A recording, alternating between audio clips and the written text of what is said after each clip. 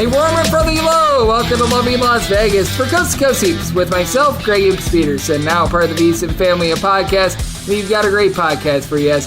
Joining me in segment number 2, it's going to be Blake Lovell. He does tremendous work over at Southeastern 14. We're going to be having a lot of good SEC games that are going to be going down on Friday, so we're going to get a little bit of a lay of the land there. Some of the disappointments that we've seen with Auburn not getting the job done against Baylor, the bad Vanderbilt loss to Presbyterian. We're going to be diving in on that, what he's all observed here in the first few days of the season, and look forward to those Friday games in the final segment. Going to give you guys picks and analysis on all 74 D1 versus D1 games as we had some bank shots, because I do have 74 games to be breaking down in the final segment. This first segment of the recap is going to be a little bit shorter tonight, so do apologize there. Want to maximize the amount of analysis I'm going to be giving you, as this is going to be well north of a 3-hour podcast, so that is the reason for that. And if you ever do have a question, comment, segment idea, what have you for this podcast, you do have one of two ways we offer those in. First one is my Twitter/X timeline at @unit_81. Keep in mind, letters EM, maybe it does not matter. As per usual, please do send these into the timeline. Other ways, find an Apple Podcast review. If you rate this podcast 5 stars, it is very much appreciated. From there, you are able to fire in whatever you'd like to hear on this podcast via that 5-star review. And I did get a few questions with regards to how I do determine my DK Network write-up pick, if it's something that I place like a whole bunch of more money on or anything like that. And personally, I am a flat better. I am a person that I put one unit on all these plays, whether it is the DK Network write-up pick, whether it's like Florida A&M, Nebraska, or anything like that. So it's not one of those where it's like, and this is a recommended 25-unit goat whale play or anything like that. I steer away from that. If there is something that I sort of do dislike with like social media and everything like that, everyone saying, oh, it's a lock and everything like that, because the best bets are the ones that do hit, and until the games are played, we don't know which ones are going to hit. There's always variance that takes hold and everything like that. But I mean, the way that I determine it is I do try to find a play that if you take it early, if you take it late, there still will be a differential on there. Like if I have a 1-point differential in Wisconsin versus Tennessee, for example, that's probably something I'm going to stay away from. Meanwhile, if I'm seeing like a nice 6-point edge in regards to some mid-major game, I'd be much more likely to write that up. It's a case where I do try to write up something that's on TV. Like sometimes the options are very, very limited. You're going to notice this on like Fridays in college basketball, where it's like, there's no ranked teams or anything like that. So you just have to go with what you just feel in general. And there are some times where it's pretty tight with regards to the biggest differential on the board. I don't go by just necessarily biggest differential. I do want to go with something, like I mentioned, that does have a big differential, but I also want to give out a game in which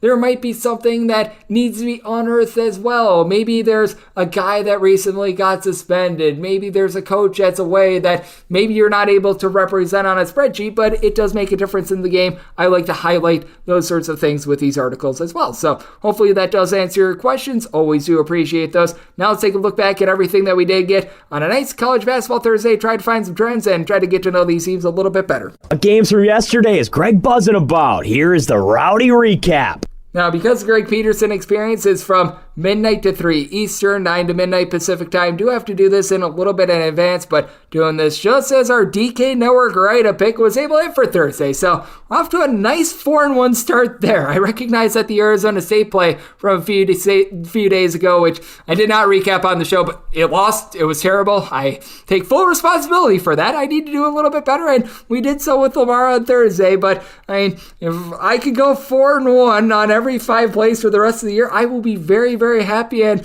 it'll be a very profitable year. So we will take that. But SMU, they win, but they don't cover by a count of 78-67. Just very curious as to why they decided to go with back-to-back games. But Lamar covered this game at the free throw line, 15 of 16 at the charity stripe, 28 of 30 for SMU. And that is one of those things that I do want to highlight here. We have been noticing a lot of foul calls, and that's a big reason why we've been seeing all these early season overs in college basketball. As a matter of fact, we'll recap it a little bit more in a minute as well, but thus far north of 55% of college basketball games have gone over the total. And for SMU, they did get a nice performance out. Chuck Harris comes over from Butler, 18 points. So SMU, they get the job done with regards outright on the money line, but they do not cover. Another team that got it outright on the money line but did not cover, Georgia Tech. They barely clawed this one out against Howard by a count of 88-85. For Georgia Tech, they were trailing at the half, and Howard actually got up double figures in the second half in this one. Shai Odom had himself 22 points. A little bit of a new-look Howard team, but they're looking very solid right now. Bryce Harris had himself a nice game as well, but for Georgia Tech, the man that was really able to bail out this team, Miles Kelly, the top scorer from a season ago, 27 points, came up big. You saw Howard, by the way, shoot 50% from the floor, and with regards to the rebound battle, that's where this game was ultimately lost for them.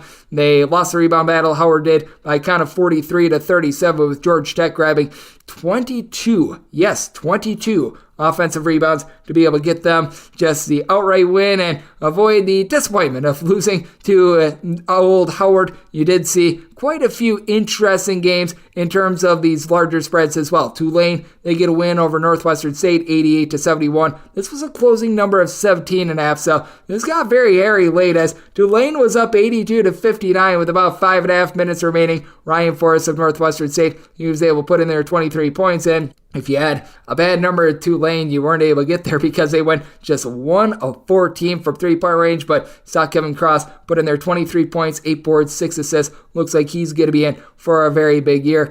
Looks like Rhode Island might be in for a little bit of a big year as well, 93-80. They take down Fairfield. Fairfield playing quite a bit more up-tempo than they did a season ago. They let go of their coach, Jay Young, just before the season, and for Fairfield, they went 13 of 36 from 3. Meanwhile, for Rhode Island, 22 big points out of the transfer from the Big South in Jaden House. Looks like he's going to be a nice fit for Archie Miller and the system. And for Rhode Island, 5 separate players were able to put in their double figures. How about if we bang the drum for this team to get in the top 25? They're in my top 25. James Madison in a double overtime thriller, which I had the under, and it was dead from the moment that the ball tipped. But James Madison, 113-108. They had a just ultimate letdown spot here, and they were not let down. They go 17 of 35 from three-point range. Terrence Edwards, 25 points, 10 rebounds. Off the bench, you were able to get 16 points out of Xavier Brown for Kent State. This was a really good defensive team last year.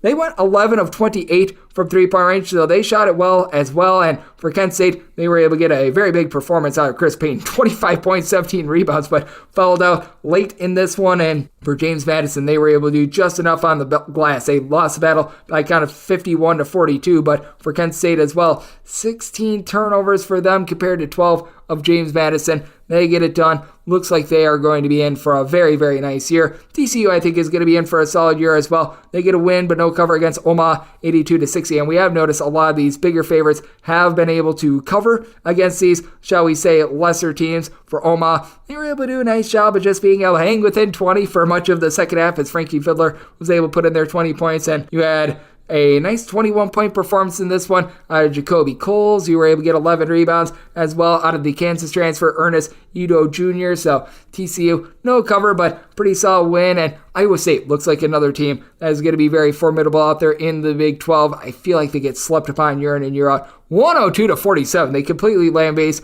Lindenwood. And Lindenwood, at one point in the first half, it was like, all right, they might be able to cover this north of 30 number that I stupidly took for them. They were down by a count of 8 points, 30-22, with about 3.5 minutes remaining in the first half. And then Iowa State decided that they were going to go into flamethrower mode as Lindenwood, they shoot 28.5% from the floor. Iowa State's defense is back in full force as Lindenwood, 22 turnovers and 13 made buckets. That is not great to say the least. Damon Lipsby looks like he's been able to elevate his offense as well. He was able to give the team 21 points, and you've got the freshman, and I'm going to say the same incorrectly all season long, Milan Mamasovilich. He was able to put in there a nice performance of 17 points as well. Iowa State looking very formidable out there in the Big 12. Like I said, cutting this recap a little bit short. I'm doing this as some of those West Coast games are just getting going, so I will try to be able to do a little bit of cleanup on the podcast in the next few days, doing this as St. Mary's and New Mexico just getting going, and Middle Tennessee and Stephen coming down to the bitter end in overtime as well. But in terms of what we've seen trend-wise in college basketball, I was alluding to it a little bit before, lots of overs thus far. 84 overs to 67 unders, so that is a hit rate of about 55.5% to the over, and favorites have been rampant thus far, especially home teams as well. Home underdogs are 10-6 overall, home Home teams overall, 88, 61, and 2 against the spread, hitting at 59.1%. Favorites overall, 56.5% against the spread, 84, 65, and 2. So that's what we're seeing in college basketball right now, and that's what we all got on Thursday. Like I said, a little bit of a shorter first segment because we've got 74 games on the betting board, and we've got to talk about the SEC with our good friend Blake Lovell, who does amazing work over at Southeastern 14. We're going to talk about what we've seen the first few days in college basketball with the SEC teams and turn it forward to Friday next, right here on Coast to Coast Hoops with myself, Greg Peterson, now a part of the VSiN Family Podcast.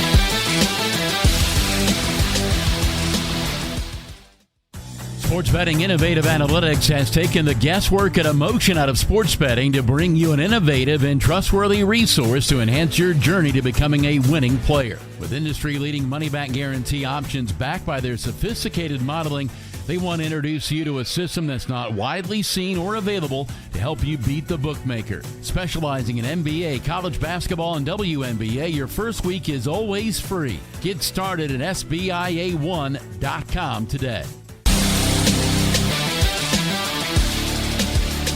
And we're back to lovely Las Vegas for Coast to Coast Hoops with myself, Greg Peterson, now a part of the VSiN Family Podcast. It is always good to be joined by this man, Blake Lovell. He does absolutely tremendous work over at Southeastern 14, taking a look at that fine conference, which, as we know, that is going to be a number that is probably going to be updated next year, whether that be 16, whether that be 18. At this point, we could see 114 teams with the way that conference realignment is going. But that said, Blake does absolutely amazing work, taking a look at the great game of college basketball. And for those that are taking a look at Southeastern 14 on Saturdays, obviously, you're going to get some college football because apparently that's a thing out there in the SEC as well, and a very big thing. At that, you're able to follow Blake on Twitter/X at @TheBlakeLovell all together. And Blake, always great to be able to get you aboard. Thank you.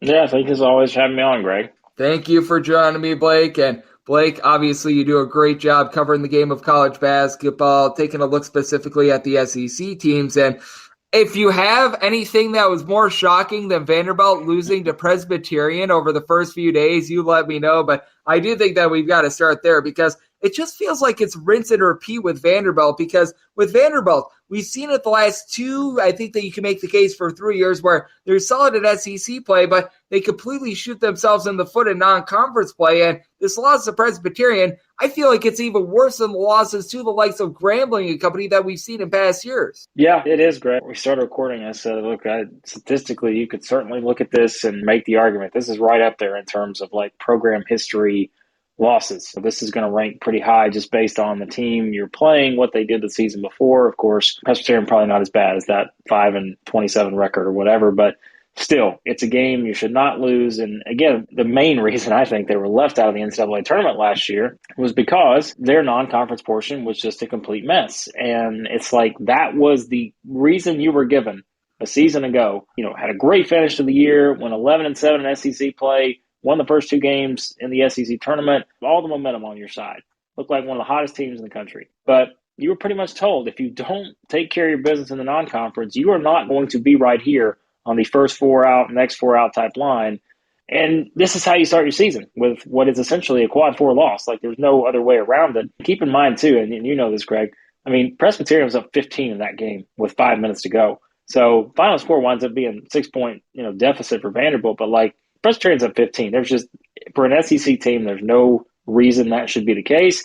Of course, you have to put the context of Commodores not having, Tyron Lawrence, arguably the best player.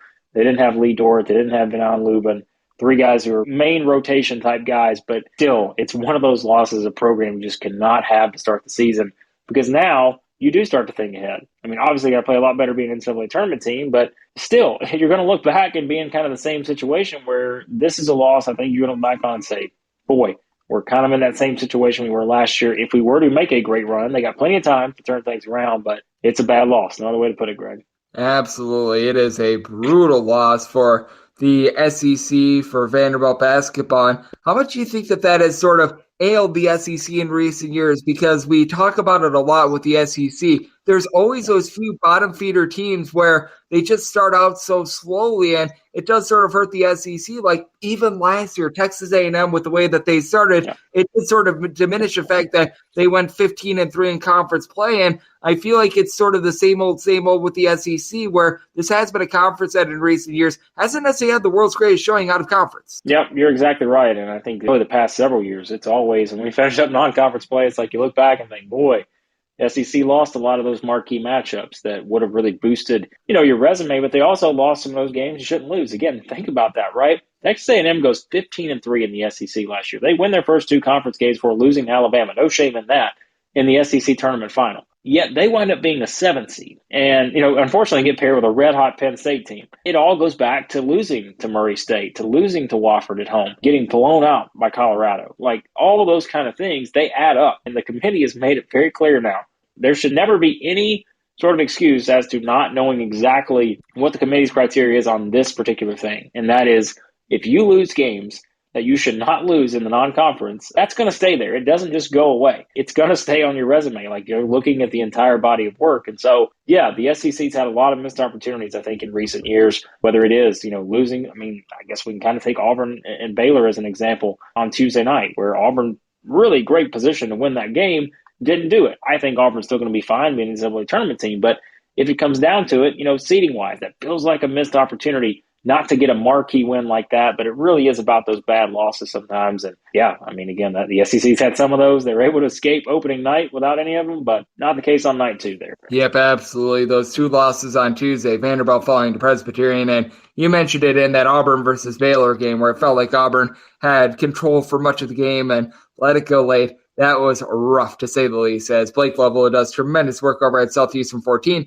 joining me right here on Coast to Coast Hoops. And as we know with the SEC, they will look to bounce back on Friday, as darn near every team in the SEC, sans maybe one or two, they are all going to be in action. And I do think that we've got some very intriguing games. And do want to start with this Virginia versus Florida game, because with Florida, they were able to win convincingly against Loyola Maryland. Let's call it what it is, even though Loyola Maryland, I think they're going to be an okay team in the Patriot League, a team that they should be able to go out there and dominate. But now they get a matchup against a Virginia team that they do lose some pieces from last year, but they always have that distinct style. And this is almost sort of a pseudo home game for Virginia, with it being out there in Charlotte. It's officially labeled as a neutral court game. But how do you view Virginia versus Florida? Because I feel like if Florida is able to pull out this game, that'll be big for them, being able to try to wash away some of the disappointment from year one of the Todd Golden era. Yeah, I mean, like you said, I think it was certainly a disappointing start last year to Todd Golden's tenure. And I mean, Colin Castro getting hurt towards the end of the year didn't help. But now, this is a roster that I was very intrigued by Florida coming into the season. I think you saw in game 1, they've got an SEC Player of the Year guy in Riley Kugel. He's good enough to be that. And, they've got a lot around him. And I thought the biggest thing that stood out to me, Greg, in that first game for Florida was just the front court, because that was the biggest question, was to see what you would get out of Micah Hent-Logden. Tyree Samuel, although I think Samuel's he's made for the SEC. Like, I think he's just, physical guy coming from the Big East, and I think he's going to turn out just fine. He'll be important in this game, too, I think, against Virginia. But like an Alex Condon stepping up, a freshman coming in, but basically 13 points, 17 minutes. So I think that was a positive development for one game. Now, of course, the competition steps up now against Virginia, and I'm very curious just to see for Florida. It's a team that I think we knew they went out and got shooting. They went out and added a bunch of guys who can make shots with the guys returning too. And, Will Richard, we know, can have a better game than he did. I think he only had, 3 points in that game against Loyola Maryland. Didn't really need him, but I think Florida's offensive ability here is going to be very interesting against Virginia because, like you said, we know what to expect from them. Different players, but it's the same system. You know what you're getting. They're going to make you work for everything. They're going to be efficient offensively. So I'm really curious to see if the front court can keep the momentum going for Florida. But also, I think being able to knock down shots from outside, because as you know, Greg, it's hard to get open shots sometimes against Virginia. And when you get them, you have to be able to knock them down. I think that's why they went out and got the three-point shooting, whether it's adding, a Clayton to the mix, which Zion Pullen's out right now, but once they get him back, having guys on the perimeter that can make plays, get open shots all over the floor. And so, I think this is a very intriguing game, and this is a big one for Florida because if they come out and win this one, they're no longer looking at like a team that probably is in the middle of the pack in the SEC, but really one that starts to move up in a lot of people's eyes. Yep, I do think that it is going to be such a big rubber meets the road game. And like I alluded to as well, if Florida can get this one, even though it's going to count as a neutral court game, they should be counting that as a road win with this game being very, very close to the campus of Virginia. And the other big game that we're seeing involving the SEC, there's a few other ones as well, like Texas A&M versus Ohio State. That no doubt is a big one, but I do view this as really one of the biggest games that we're going to be seeing on Friday. That's the Tennessee versus Wisconsin game you know me, I'm someone from the great state of Wisconsin. Wisconsin scored 105 points against Arkansas State. I'm going to go out here on a limb and say that they don't go for triple digits once again against Tennessee, a team that was number 1 in the country last year in terms of points allowed on a per possession basis. But how do you view this matchup? Because this does have the makings of a little bit of a turtle race, a little bit more of a low and slow game. And once again, with this Wisconsin team, I do like what they brought back last season. And if Tennessee could get a true road win here, I think that would be a nice statement for the SEC because a lot of people expect this Tennessee team to be atop the conference. Yeah, look, this game gets to the 70s. Look out, because I just find a hard path to doing that, like you said. And I think for both teams, got off to good starts. But if you're trying to find teams that you just expect to defend, and you're like, okay, the label of the program is defense. These are two teams you can absolutely point to and put near the top of the list over the past however many years in college basketball. It does make for an interesting matchup. And I think, for Tennessee, we kind of got the unexpected. We didn't think Zakai Ziegler would be back as soon as he played in game 1. There was a lot of talk like, hey, maybe he's ready to go, by Christmas, something like that. But he's playing now. Look, he played 12 minutes or something like that against Tennessee Tech. But that's significant because this was a Tennessee team already very deep. The depth is there. And by the way, too, Toby Awaka, someone like that who I think is a real breakout candidate. He only played 9 minutes of that game, but I think Rick Barnes mentioned he was under the weather, those kind of things. So I think you throw that out. With all these guys that Tennessee have, Dalton Connect, he looks the part so far. We always have questions about guys transferring up, but he's going to be Tennessee's leading scorer, probably, based on what we've seen so far. You pair that with a Vescovy, you pair that with a Josiah Jordan James, the Swiss Army knife who can do everything, and you get Zakai Ziegler back in the mix, and you've got Jordan Gainey, you've got Freddie DeLeon, Jonas Adu, all these guys, Meshack. Tennessee is so deep, and I think the importance of getting Ziegler back, like you said, this is a huge test for Tennessee going on the road, a game like this. But I tell you, if Tennessee's going to be as good as I think they can be, and I picked them to win the league, this is the kind of game I think they need to win. And I think they kind of have to win, like you said, to sort of prove that this is what we are. Now, you got a long way to be what you want to be in March, but this would be a significant win for Tennessee. It won't be easy, but I tell you, I think they've got more consistent offense to be able to win a game like this. So that, I think, for Tennessee fans is what they want to see. Yeah, I do think that Tennessee fans do want to see a little bit more of that outside shooting. And just if Tennessee can avoid those big shooting ruts like we've seen time and time again from this program, man, they are really looking at something. And that is going to be a heck of a game, as Blake Lovell, who does tremendous work over at Southeastern 14, joining me right here on Coast to Coast Hoops. And this is one of the biggest toss-up games of the night, in my opinion. It's Memphis versus Missouri. For Memphis, they got to win. On my side of things, they did not cover against Jackson State, but you won by 17 points. Certainly going to take that. For Missouri, once again, they did not cover some sort of a mono number against Arkansas Pine Bluff, but they put up 100 points. But how do you view a game involving two teams that we know they're going to be looking to run it and gun it? We know it's both of those teams. The defense, a little bit optional, and I think a little bit is very, very generous. And this just has a feel of a game in which first team to 80 points might not win. Yeah, I was going to say, Greg, defense optional. That was the key for me. This is going to be a game. It's going to be up and down, and both teams, we know offensively what they have to work with, and it's going to make for a very, very entertaining game. And I think, again, this is it's almost feels like the opposite of Tennessee-Wisconsin. Not that it won't be entertaining, but in terms of stylistically, this feels a little different. I think this is going to be exciting because, with Missouri, we talk about depth. They've got a lot of options, and it was pretty clear. Dennis Gates likes to play a lot of guys. We know Greg. we talked about that over the years with him. He's fine playing 10 guys, and in fact, prefers it. I think that's what he wants to do is play 10 guys. They played 9, 11 plus minutes, 10 plus minutes, something like that against Arkansas Pine Bluff. But, you look at the way Missouri started with a Tamar Bates coming over from Indiana. We all kind of talked about the fit. It felt like the right fit. You saw that in game 1. He is going to fit in, I think, perfectly what they want to do. Caleb Grill got off to a good start. All those guys, right? The experience. This Missouri team has a lot of experience. And again, we talk about SEC teams being in this position to win kind of these non-conference defining type games. This is a big one for Missouri because I really think, this is a great opportunity at home You look at the rest of their slate, Greg. Yeah, they've got the game against Kansas on the road, going to be hard to win. In early December, got the game against Illinois, those kind. But this is a big chance here because, again, Memphis is a team that I think, as usual, they look good right now, but you can probably better believe they're going to be even better by the time they get to March, just with the talent on the roster. So this should be one of the more entertaining games, I think, of the weekend, Greg. Yeah, this is going to be an absolutely tremendous game. And like I said, you've got a game where if you score 80 points, you can't feel safe about being able to pull out the win because, man, I do think that we are going to be seeing a lot of points scored there. And then this one I do find to be an interesting stylistic matchup as well. I was alluding to it a tad bit before, the Texas A&M versus Ohio State game, and it is very nice, by the way, to see the SEC out of all the conferences in college basketball. I do feel like they challenged themselves the most this opening week of the season with Ohio State. They had some trouble with Oakland, and that was a little bit off-putting, but I do think that this is going to be a team that rounds into form a little bit more. Meanwhile, for Texas A&M, they pounded Texas A&M Commerce. Texas A&M Commerce was a D2 school 2 years ago. I don't necessarily read too much out of that, but how do you view this matchup? Because I know you were talking about Missouri wanting to go so deep with their rotation. Texas A&M is the exact same way. Yeah, I mean, A&M, and too, keep in mind, they're without Julius Marble right now. We don't know the situation there. I know Buzz Williams said it was a university matter, and I think long-term, if they don't have a Julius Marble, you have some questions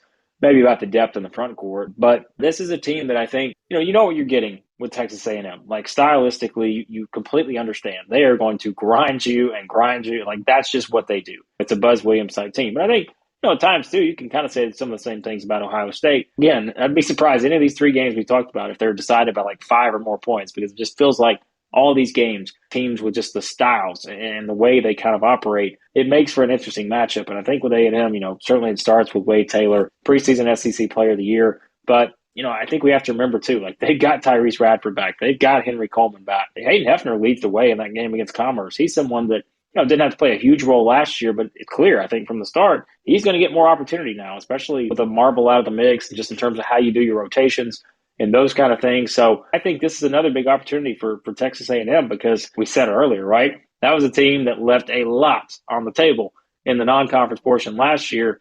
This is a great chance. And really, you look at the way they built the non-conference this year, Greg, you think they got the message because they got to go to Ohio State. They got a game at SMU, which is very interesting. They got Penn State. They go into Virginia, Memphis, Houston. They definitely upgraded the non-conference portion, but if you can get off to a good start here, that would make people feel a lot better, I think, about A&M. A lot of people picked them in the top 3 in the SEC. Having the Player of the Year in Wade Taylor, I think, is a good start. But they got a lot of good players around them, a lot of Buzz Williams-type guys. So I think this will be a grind, probably for both teams. But Ohio State's going to have to do some things to try to, I think, crack the code here for A&M. Yep, I do agree with you, and I was one of those people that put Texas A&M in my top 3 in terms of the conference as well. And Blake, do you just want to get your thoughts on the first few days and what we've seen in college basketball? We talked about some of the teams in the SEC that both were able to have a good start and a not so good start, but did you have any takeaways from the first few games of the college basketball season? And anything that was either shocking, whether that be an individual team perspective or a little bit more on the national landscape as well, or maybe something more general that did stand out to you from these first few days? What's always interesting, and we know this by now, but it's still when you just watch all these teams and you're like, oh yeah, I forgot that guy is there now. I forgot he's here. You're just so used to seeing guys in different rosters, but we're like, with so much roster movement, it sometimes you just kind of forget, right? And I think it's you kind of go back like, oh wait, that's right. It's a new season and he's playing for that team. The USC Kansas State game, I thought that one was a lot of fun. Just kind of seeing this USC team, certainly a lot of talk coming out of it just when you look at that starting 5 specifically and what they did in that game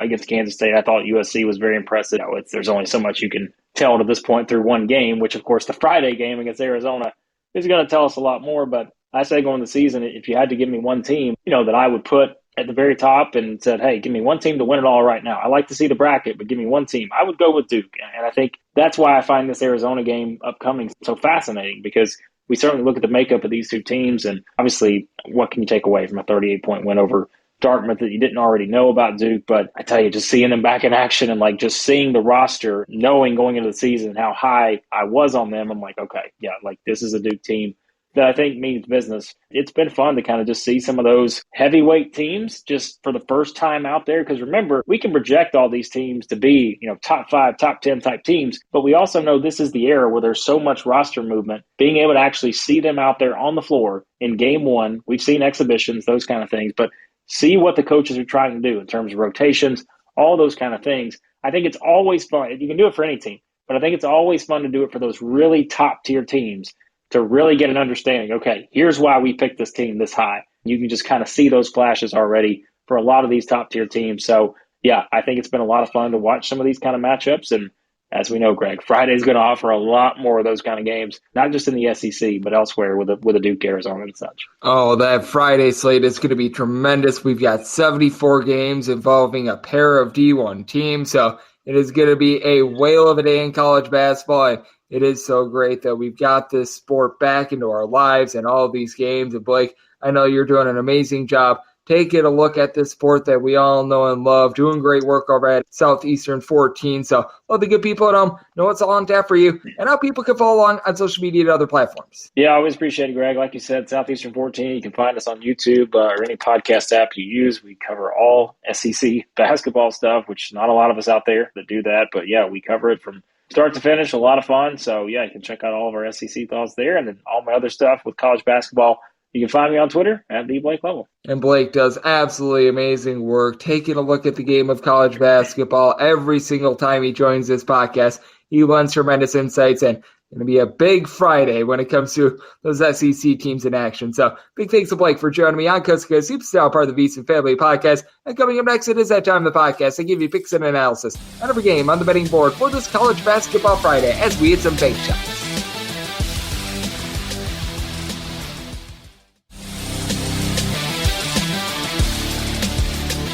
And we're back here in lovely Las Vegas for Coast to Coast Hoops with myself, Greg Hoops Peterson, now part of the VSiN Family Podcast. Always great to be able to get Blake Lovell aboard. He does tremendous work over at Southeastern 14. We, no doubt about it, have a lot of interesting SEC games that are going to be going down this Friday and just the next few weeks in general. It's going to be a really fascinating conference to take a look at. Blake does a tremendous job covering not just that conference, but really the entirety of basketball overall, and it is always appreciated when we're able to get him aboard. Big thanks to Blake for joining me in the last segment. Now it is that time of the podcast. I give you picks and analysis on every game on the betting board for this college basketball Friday as we hit some bank shots. Most financial establishments close at a certain time, but not here. It is time for a side and total on every game on today's betting board bank shots. Do note that as per usual, any changes that are made to these plays will be listed up on my Twitter/X feed at unit_81, and we are going to be going in Las Vegas rotation order. This is where we go with the games with 3 digits on the rotation first. Those are the normal games, and then the extra games involving smaller conferences. The Atlantic Sun, the MEAC, the SWAC, the Patriot League. I think I already said the America East, the Northeast Conference. Those are the conferences at the bottom, Big South as well. So we're going to get things started because I do have 74 games to break down. Might be going a little bit shorter on these previews than I do on a day where we've got like less than 20 games, just because we do have a lot to get through and a little bit of a limited amount of time. So let's get things started with 791, 792 on the betting board. It is Charlotte, and they're going to be playing against Liberty. Old Liberty Bibberty is between a 5 to a 5.5 point favorite, and your total on this game, it is between 132 and 132.5.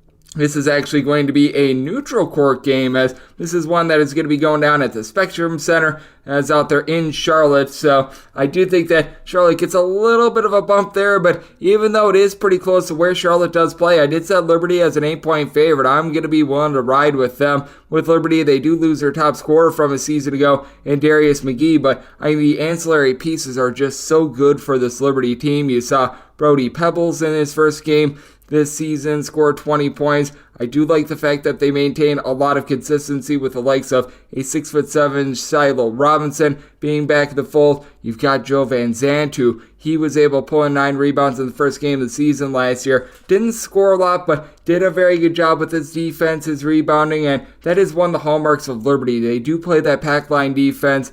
The coaching staff of Liberty very much takes after that Virginia style, with Richie McKay and company doing amazing work there. Meanwhile, for Charlotte, They underwent a bit of a coaching change in the offseason. They're under an interim coaching regime. They stayed in-house, so I do think that they're still going to be playing very slowly after they were a team that was in the bottom 15 in all of college basketball in terms of total possessions per game, and for Liberty, they have been outside the top 300 in terms of possessions per game really since McKay took over. So you've got a pair of super-duper slow teams. A big reason why I did set my total at 126, even though Charlotte does have a few pieces returning from a season ago, guys like Lucai Patterson, who was able to give the team just under a double-figure amount of points per game, and I do think a guy to watch out for, Jackson Threadgill, is going to be solid this year. Last year shot about 35% from 3, 6.5 points per contest. I do think that they're going to have a little bit of a tough time matching up down low. You do have Igor Milicic. He was able to log 9 rebounds in the team season opener. Really past him. You don't necessarily have supreme rebounding with this team. I have my question marks with regards to Deshaun Jackson, who did begin his career at Washington State, but missed the entirety of last season as well. So I did set Liberty as an 8-point favorite. This is just a machine. That system is awesome, even with Darius McGee out of the fold. And I think that this is going to be a slow, grimy eyesore of a game. I'm willing to ride with Liberty, even though this game is in the city of Charlotte. Set them as an 8-point favorite. Set my total 126. It's also diving under. 793, 794 on the betting board. College of Charleston and Duquesne are going to be doing battle. Duquesne, anywhere between a pick'em to a 2-point favorite, and your total on this game is anywhere between 153 and 154. And this is a good old situation where I do think that the wrong team is favored. I am going to be taking a look at Charleston outright on the money line, just like I was talking about Liberty being one of those teams that have such a great system. Charleston is a team that has a great system as well, and this is all, by the way, going to be played in Annapolis, Maryland. This is a part of the Veterans Classic, so this is a neutral court game, but with Charleston, you can't take away one guy because they just have a system to where they go about 9, sometimes even 10 deep, and all of these guys are just in tandem. Even though CJ Fulton, who came over from the Patriot League, did not score night number 1 for this team, he last year was able to put in there 10.5 points, 5 boards, 5 assists while he was over at Lafayette. He still impacted the game with 6 boards, multiple assists. He knows this part. Ante Brozovic, he's able to do a nice job down low. Now you bring in Frankie Policelli. He was Stony Brook's top scorer a season ago. Rain Smith is a really good outside shooter. You've got so many nice pieces for Charleston, a team that last year didn't have a single guy log north of 5.5 rebounds per game, but pretty much 8 out of their top 9 scorers all gave you at least 3 rebounds per game. This team is just relentless, and they were a top 50 team in terms of points allowed on a per possession basis. Now, when it comes to the backcourt of Duquesne, there's a lot to like here as well. Dede Grant last year was able to log 15 points, shot it relatively well from 3-point range, and Jimmy Clark III has become a nice trigger man. He was able to have 8 assists in that season-opening win against Cleveland State last year. He had more like 2.5 assists, but 2.3 steals per contest. Duquesne is able to rip the ball away a little bit, but I do have my question marks down low for this team. You've got Hassan and Fusani Drame. They were a part of the St. Peter's team that was able to make the Elite 8, but you saw them really have their struggles at LaSalle a season ago. You got someone like a Trey Williams, who last season he logged about 4.5 boards. 2 seasons ago is where he was really able to shine. Well, he was able to give the team about 6 rebounds, 11 points per game for a team that just greatly struggled. But I do think that Charleston, a team that plays up-tempo and brisk, but does a really good job of being just put together in general, is going to be able to take it to a Duquesne team that they really do live and die by the 3-point ball. And while Charleston does a good job of being able to get turnovers, they also do a nice job of being able to guard the arc. And I do think that with this being in a little bit of strange surroundings for both of these teams, it is going to mitigate scoring just a little bit, which is why I set my total at 147.5. I'm willing to dive under. And with College of Charleston, set them as a 3.5-point favorite. So taking Charleston outright on the money line, and I'm going to be taking a look at the under. 795, 796 on the betting board. It is Penn, and they're facing off against St. Joe's. St. Joe's hopes to not be average Joe's as 6.5-point favorites. Total is between 148.5 and 150.5, and with Penn, I did set them as underdogs of 7 points. At 6.5, it is the absolute max I'm going to be willing to lay, but I am going to be willing to lay it. I do think that St. Joe's has quite a bit of upside this season. They did a good job bringing back so many of their guys from a season ago. Do keep in mind as well, this is a bit of a rivalry game. This is a part of the old Big 5 Classic, and I just don't think that Penn necessarily has the guns to be able to match up. And if this wasn't a Big 5 game, I probably would have made St. Joe's an even more demonstrative favorite. I do think that you have to respect the rivalry and what the Big 5 matchups all do mean, but you bring back Eric Reynolds if you're St. Joe's from a season ago. Last year, shot about 38% from three, 19.5 points per contest. Absolutely love his game. Lingray III is able to dole it out. St. Joe's has really been able to do a nice job mitigating more and more turnovers as the years have gone along ever since they made the transition over from Phil Martelli. They had just 9 turnovers in that season opening win over Lafayette. And for Penn, they looked relatively solid in their win against Bucknell, but Bucknell is a program that has really fallen on tough times, and now they have to look to Clark Slagert for a lot of production. He's been able to supply 25 points and 7 assists in their first 2 games of the season, but they lost Jordan Dingle, who was able to average 23.5 points per game, and Jordan Dingle, on top of that, was very consistent last year, and that's a big thing as well, because you have some guys that average 20 points per game, but they'll put up like 30 one night, they'll put up like 8 the next, and then they'll give you 25. Jordan Dingle I don't think he had a single game where he had fewer than 12 points the entirety of the season, but they do bring in Tyler Perkins, a very good freshman who was able to put in there 24 points, 14 rebounds in that win over the Bracket Bus and Bison. It looks like they've got something there, but they really do lack a lot of size down low. They lose someone like Lucas Monroe, so Nick Spinoza, who's a little bit of a versatile big man, he's going to need to step up for this team. They might have some nice 3-point shooting in a sophomore by the name of Cam Thrower. What an appropriate name. Last season was really limited to just very, very few minutes in general. I do think that he's going to be able to take a little bit of step up. I know that people are also buzzing about Eddie Hullen III, a guy that last season, once again, played limited minutes, but had a little bit of fanfare coming out of high school. But I do think that for St. Joe's, they're going to be able to win the battle down low. Penn in quite a bit of transition, having to try to see who will take over the mantle with Jordan Dingle being out of the fold. So I did set St. Joe's as a 7-point favorite. Also set my total at 147. Penn is not necessarily a super duper up-tempo team. Losing Dingle, I think, is really going to be hurting their overall offense. And for St. Joe's, just year by year, they've been getting better on the defensive side of things. So looking at the under, and we'll underlay up to 6.5 with St. Joe's. This is going to be the DK Network writeup pick. 797, 798 on the betting board. It is Michigan, and they play also Youngstown State. We've already seen a move on this game. When I wrote this game up, Youngstown State was catching 18.5 points. This is all the way down to 14.5 to 15 points. With Michigan State as a favorite, total on this game, you're finding it anywhere between a 150 to a 150.5. This was a number that was completely out of whack. I set my number at 9.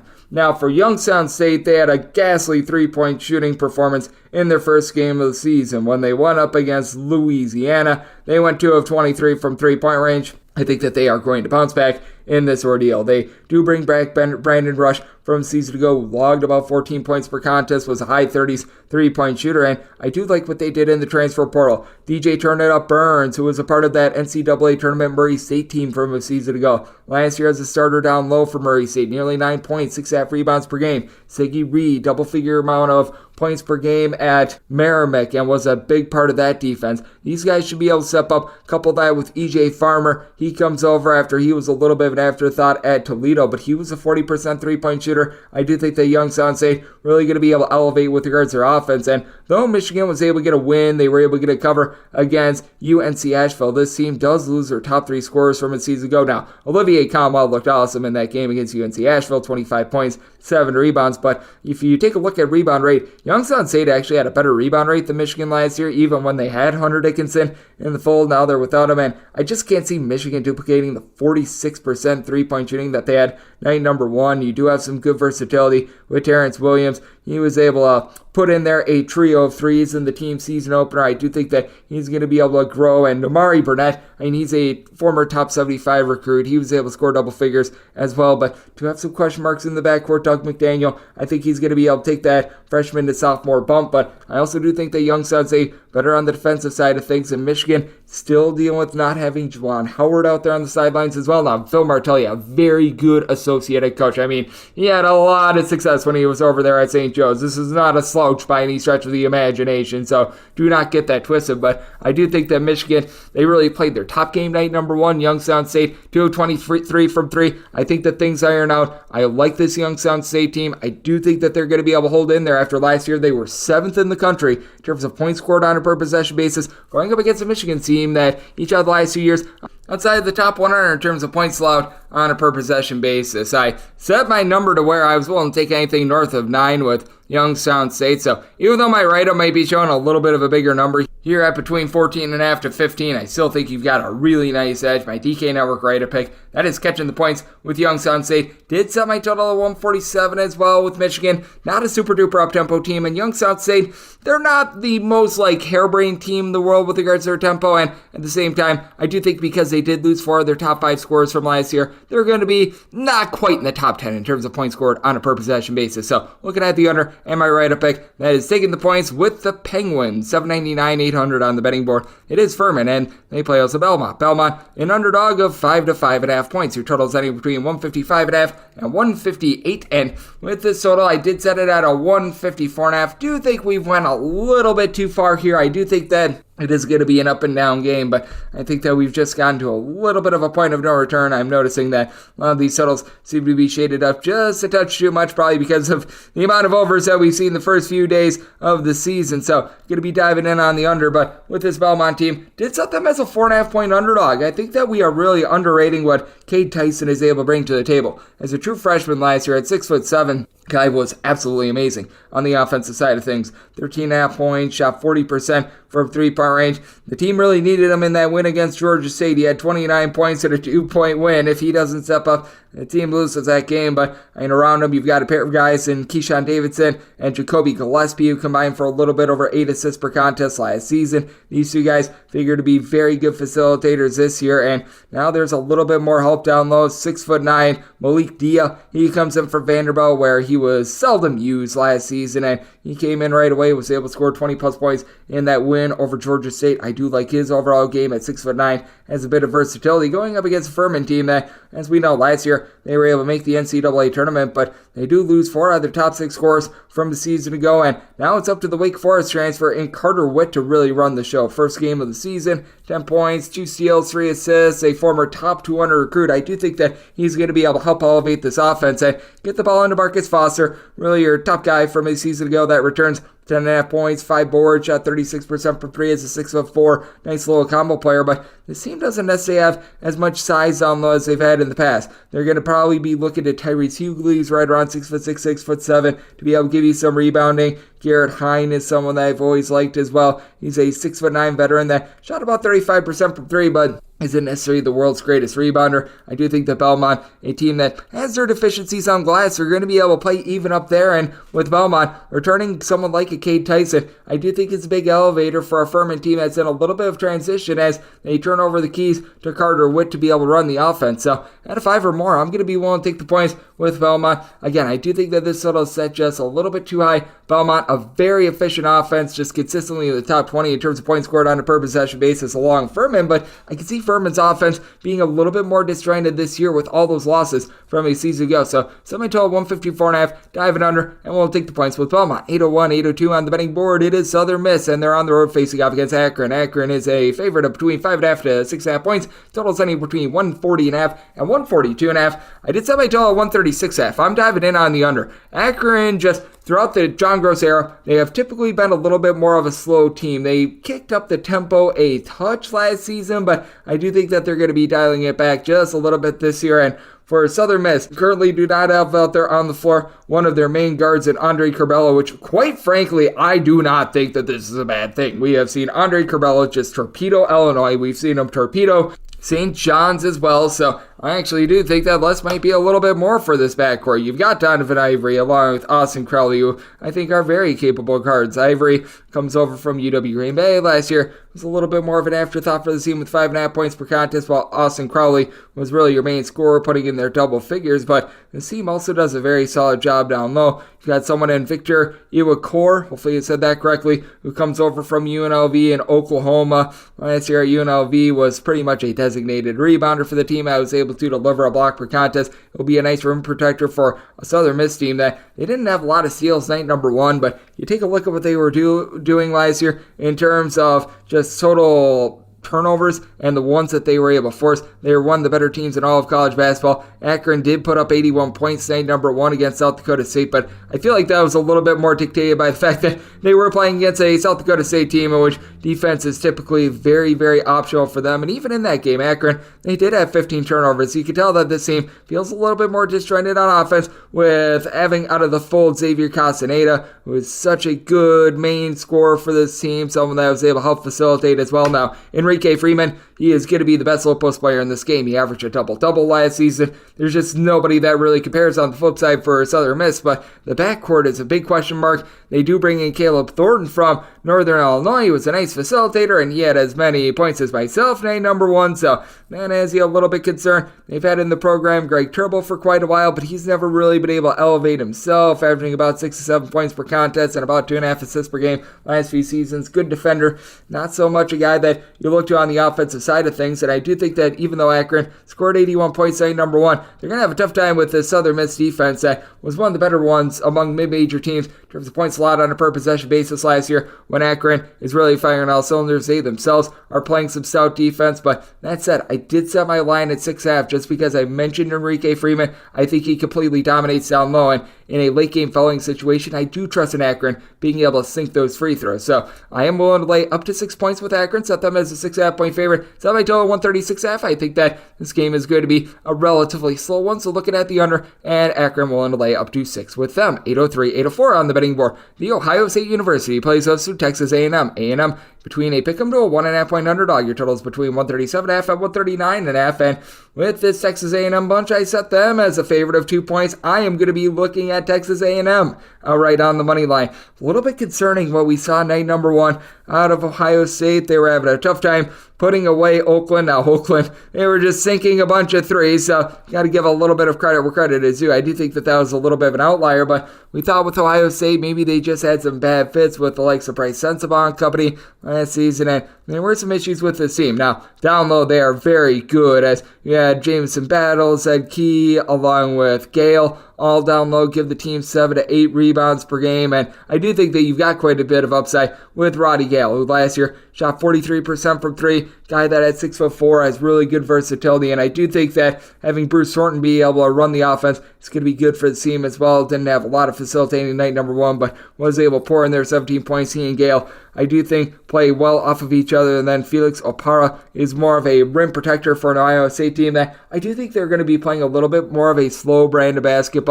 Meanwhile, Texas A&M, I do think that they might be looking to crank things up just a skoge this year, because I have a guy in Hayden Hefner who looked really good night number 1 against Texas A&M Commerce with 19 points. It's been a little bit of an afterthought in his career at Texas A&M, but was able to elevate as a 6'6" combo player last year that shot about 35.5% from 3-point range. And I do think that Wade Taylor is a fringe All-American candidate. I think that he is that good in conference play last year. He's averaging 15 plus points per contest, and you have a team of guys for Texas A&M that they all just rebound. Wildens, Leveque, he comes over from UMass along with South Carolina. He's capable of giving you 5 rebounds per game. Henry Coleman III is someone that a season ago was giving you about 10 points, 5 boards per contest. Tyrese Radford, not a great outside shooter, but he just does all those winning plays. On the defensive side of things, Manny Obaseki was limited due to injury last season, but he's able to pop some threes as well. This is a very deep Texas A&M team. Part of the reason why I do like this total over is because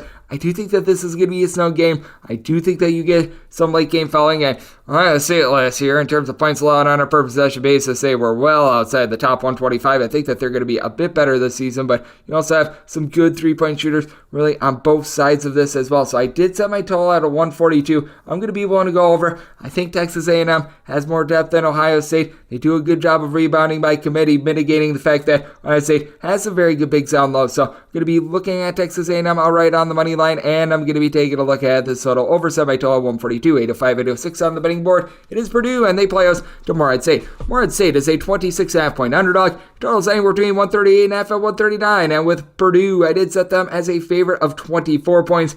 Going to be willing to take the gob ton here with Morehead State. Now, with Morehead State, they're going to have to try to defend against giant of the earth, Zach Edey, down low, and is going to be a difficult task for all involved. But I do think that for Morehead St, they're going to look a little bit better than they did night number 1 against Alabama. That was their first game without Mark Freeman. Mark Freeman was their top scorer from a season ago, so they are looking to pass the torch out there in the backcourt. They are really going to be relying upon Drew Thelwell, who last season, he was a solid player as a starter with about 11 points, 4.5 boards, was able to dole out the ball with 3 assists per game and 38% three-point shooting. So you do have a bit of something to be able to hang your hat on there. They bring in the Houston Christian transfer in Zach Ayemi, who should be able to give you a little bit of help down low. 6'9" big man who a few seasons ago at Houston Christian was averaging about 7 points, 4 boards, doesn't necessarily have a lot of versatility, 260 pounds, a little bit of a load of a man. Certainly this team is going to lose a rebounding battle, but I do question whether or not Purdue is going to duplicate what they did against Sam Hanford, where they put up 98 points. That's just not Purdue's MO, and for Purdue, the reason why they had so many points is that they shot 16 of 29 from three-point range. I think that we are going to see them cool down a little bit, and this is a good shooting team. I fully expect Braden Smith and Fletcher Lawyer to continue to take strides forward. I mean, these guys were freshmen last year in their first game of the season. They combined to go 8 of 11 from three-point range. Again, do they shoot it well? Yes. Do they shoot it 8 of 11 from 3? Well, probably not. I expect that to be more of a 40% number rather than a north of 50% number. Lance Jones, someone that has been around the block, he was at Southern Illinois for a few years. He does bring this team a little bit of rough and tumble, and you've got a lot of guys like Brian Waddell who should be able to give you some nice production. You now have Cameron Heide, guys like this. So, Purdue does have a lot of depth, but they play at one of the slower paces in all of college basketball. Morehead St, year in, year out, they make things very slow, very grimy. They hang their head on defense. So, I think Purdue wins this game, and I think Purdue wins this game convincingly. I just don't think you get enough possessions in this game for it to be able to go over. I set my total at 130 and see Morehead St really just being mitigated in this game. We saw Samford only get 45 points against Purdue, and I just don't think Purdue duplicates the 98 that we saw a few nights ago. So set my total more around a 130. Going to be diving in on the under, and Purdue going to make them a 24-point favorite, so taking the points and the under. 807, 808 on the betting board. The Citadel plays host to Boston College. Boston College, a 7 to an 8-point favorite, and your total between 141.5 and 142.5. And with the Citadel, set them as a 6-point underdog. I'm going to be willing to take the points. Boston College is going to have the best player out there on the floor, and that's the man in the post by the name of Quinton Post. Quinton Post, he's a 7-footer that's able to pop threes, looked tremendous in the season opener, and you could tell that when he was out there for Boston College because he missed the first half of the season last year due to injury. He was only able to play 19 of the team's 33 games last season, but when he was out there, he was a difference maker. Shot over 40% from 3, 15 points per contest. What is he going to get around him in the backcourt is the question, though. You've got Wacky Zachy, Jaden Zachary, who shot 2 seasons ago well north of 45% from three-point range.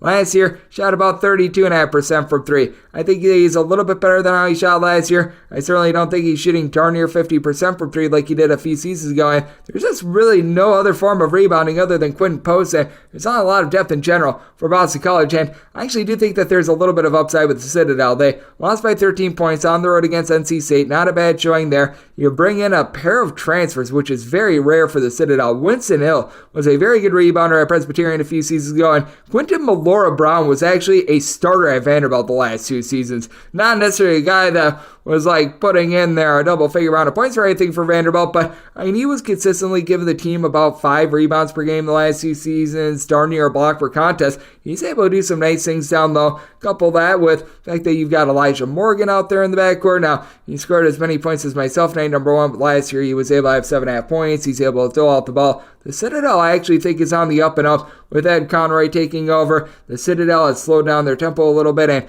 Boston College, the last few seasons, ever since we have seen the coaching regime change to Earl Grant, they have just had a tough time with their outside shooting as well. So I do think that this is going to be a little bit more of a yucky game. Set my total at 140. I'm diving in on the under, and for Boston College, I set them as a 6-point favorite. They've got the best player, but Citadel, very much an improved team. I'm going to be willing to take the points with the Citadel to go along with the under. 809, 810 on the betting board. Oregon State is going to be playing us to Troy. The men of Troy are between 7 and 7.5 point underdogs with your total between 137.5 and 138. And with Troy, I did set them as underdogs of 5.5 points. I'm going to be willing to take the points.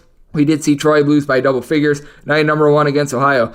quite frankly, I think Ohio is actually a better school than Oregon State. This Oregon State bunch was able to beat up on Linfield night number 1. Linfield is a Division III school. I remember they actually played against UW Oshkosh in the Elite Eight of the D3 football championships a few seasons ago. So that shows you where Linfield is. But, I mean, Jordan Pope, is he a nice scorer? Yeah, he was able to give Oregon a double-figure amount of points per game last season, but where's the rebounding going to be coming from? Tyler Bleedu, he was able to have 7 rebounds in that season opening win, a part-time starter last year that was able to supply about 7 points, 4 rebounds per game. At 6'9", I mean, he's maybe a mid-major talent. I'm just calling it what it is. Now, the big thing for Oregon State, they get back Christian Wright. He was supposed to be one of the main facilitators for this team a season ago after he transferred over from Georgia and just could really not get out there on the floor for much of the season last year, was dealing with injuries, so him being back out there, that is absolutely massive for this bunch. But at the same time, you've got a Troy team that, even though they're dealing with a lot of transition as well, they lose pretty much 4 out of their top 6 scorers from a season ago. They do bring back Christian Eugene, who was a double-figure amount of score last season. He's had 9 assists and 2 turnovers in the first 2 games of the season. This is not a Troy team that's going to go out there and light the world on fire from 3-point range. You had Amir Muhammad last year give you a double-figure amount of points, shot about 32% from 3. He's one of their best outside forces, but what Troy does is they do a nice job being able to generate some turnovers. We've already seen 5 steals in 2 games from Tayton Conaway. He's a junior college transfer that should really be able to help out on the defensive side of things, and that is what we've been noticing just ever since Coach Cross got to Troy. He's done a nice job of just making this team a little bit more of a defense-oriented team. They play at a very much middle tempo, while Oregon State has been playing super slow under Wayne Tinkle over the last few seasons, and I do think that it's going to be difficult for this Oregon State team to win by margin. I did set my total at 135.5. You've got a Troy team that struggles from 3. Oregon State does struggle with their defense as well, but both of these teams really have a tough time putting the ball in the basket. So looking at the under, and with Troy, we'll take 6 or more with them. 8-11, 8-12 on the betting board. It is Georgia. They play also Wake Forest. Wake Forest is a slight underdog of between 2.5 points. Totals between 153.5 and 154. I think that this is a relatively toss-up game. I said Georgia is a 1.5 point favorite, so especially with this number getting north of 2, I'm going to be willing to take Wake Forest. We saw the best of times and the worst of times with Wake Forest night number 1. They get down 19 points to Elon, and somehow, someway, they cover minus 19.5 because in the second half they outscored Elon 58-23 after losing the first half 55-43. This is a Wake Forest team that's currently dealing with their Mari Monsanto being on the full, one of the better 3-point shooters that you're going to find in the ACC, though I do think that Cameron Hildreth might be the best player out there on the floor. Last season had a triple-double in a game against Western Carolina. In the season opener, he had 33 points, 5 assists. This guy is just a stat sheet sufferer. Now, with Wake Forest, they always seem to feature one guy. A few seasons ago, it was Alondes Williams. Last year, it was Tyree Appleby. Seems like Hildreth is that guy. Question is, what are you going to be able to get out of someone like a Hunter Salas? 6'10" Austin Carr who's able to pop threes. That is really a big question mark. Wake Forest, not necessarily the best rebounding team, but it's not like Georgia's an amazing rebounding team either. They really didn't return a guy that had north of 5.5 rebounds per game from a season ago, so they bring in Russell Chewa, who was solid over at South Florida, but this is a little bit of a leap up in competition. We saw Georgia have a really tough time putting the ball in the basket against Oregon, and as a team, they shot 56.5% at the free throw line. That's an issue. MJ Melendez, he's got a little bit of versatility at 6'7". He's able to pop some threes, but it feels like he's just very average in every aspect of basketball. You bring in Noah Thomason, who at the Metro Atlantic level, he had 19.5 points per game over at Niagara. This is a big step up in competition, though, and I do have my question marks as to how he's going to be able to translate as well. Jalen Deloach, a little bit of a liability on offense, and you're going to have to really rely upon Mr. Jabari Abdul-Rahim for offense. So I do think with Georgia, because it is on their home floor, they win this game outright. But again, I alluded to that bad free throw shooting. In a tight game, I do think that the differential on the spread might be those free throws. So I could only set Georgia as a 1.5 point favorite. I'm not going to take them outright on the money line, but I'm going to take 2 to 2.5 with Wake Forest, what I think is relatively a toss-up game. Did set my total at a 147.5 as well. Georgia, I think their point total in night number 1 was very much elevated by the referees blowing the whistle, and I do think that Wake Forest is going to dial it back on defense just a skosh. So we're going to be taking a look at the under, and I'm taking a look at 2+ with Wake Forest. 8-13, 8-14 on the betting board. Princeton is going to be on the road facing off against Hofstra. Hofstra is a 1 to 2 point favorite, and your total on this game is there between 144.5 and 146.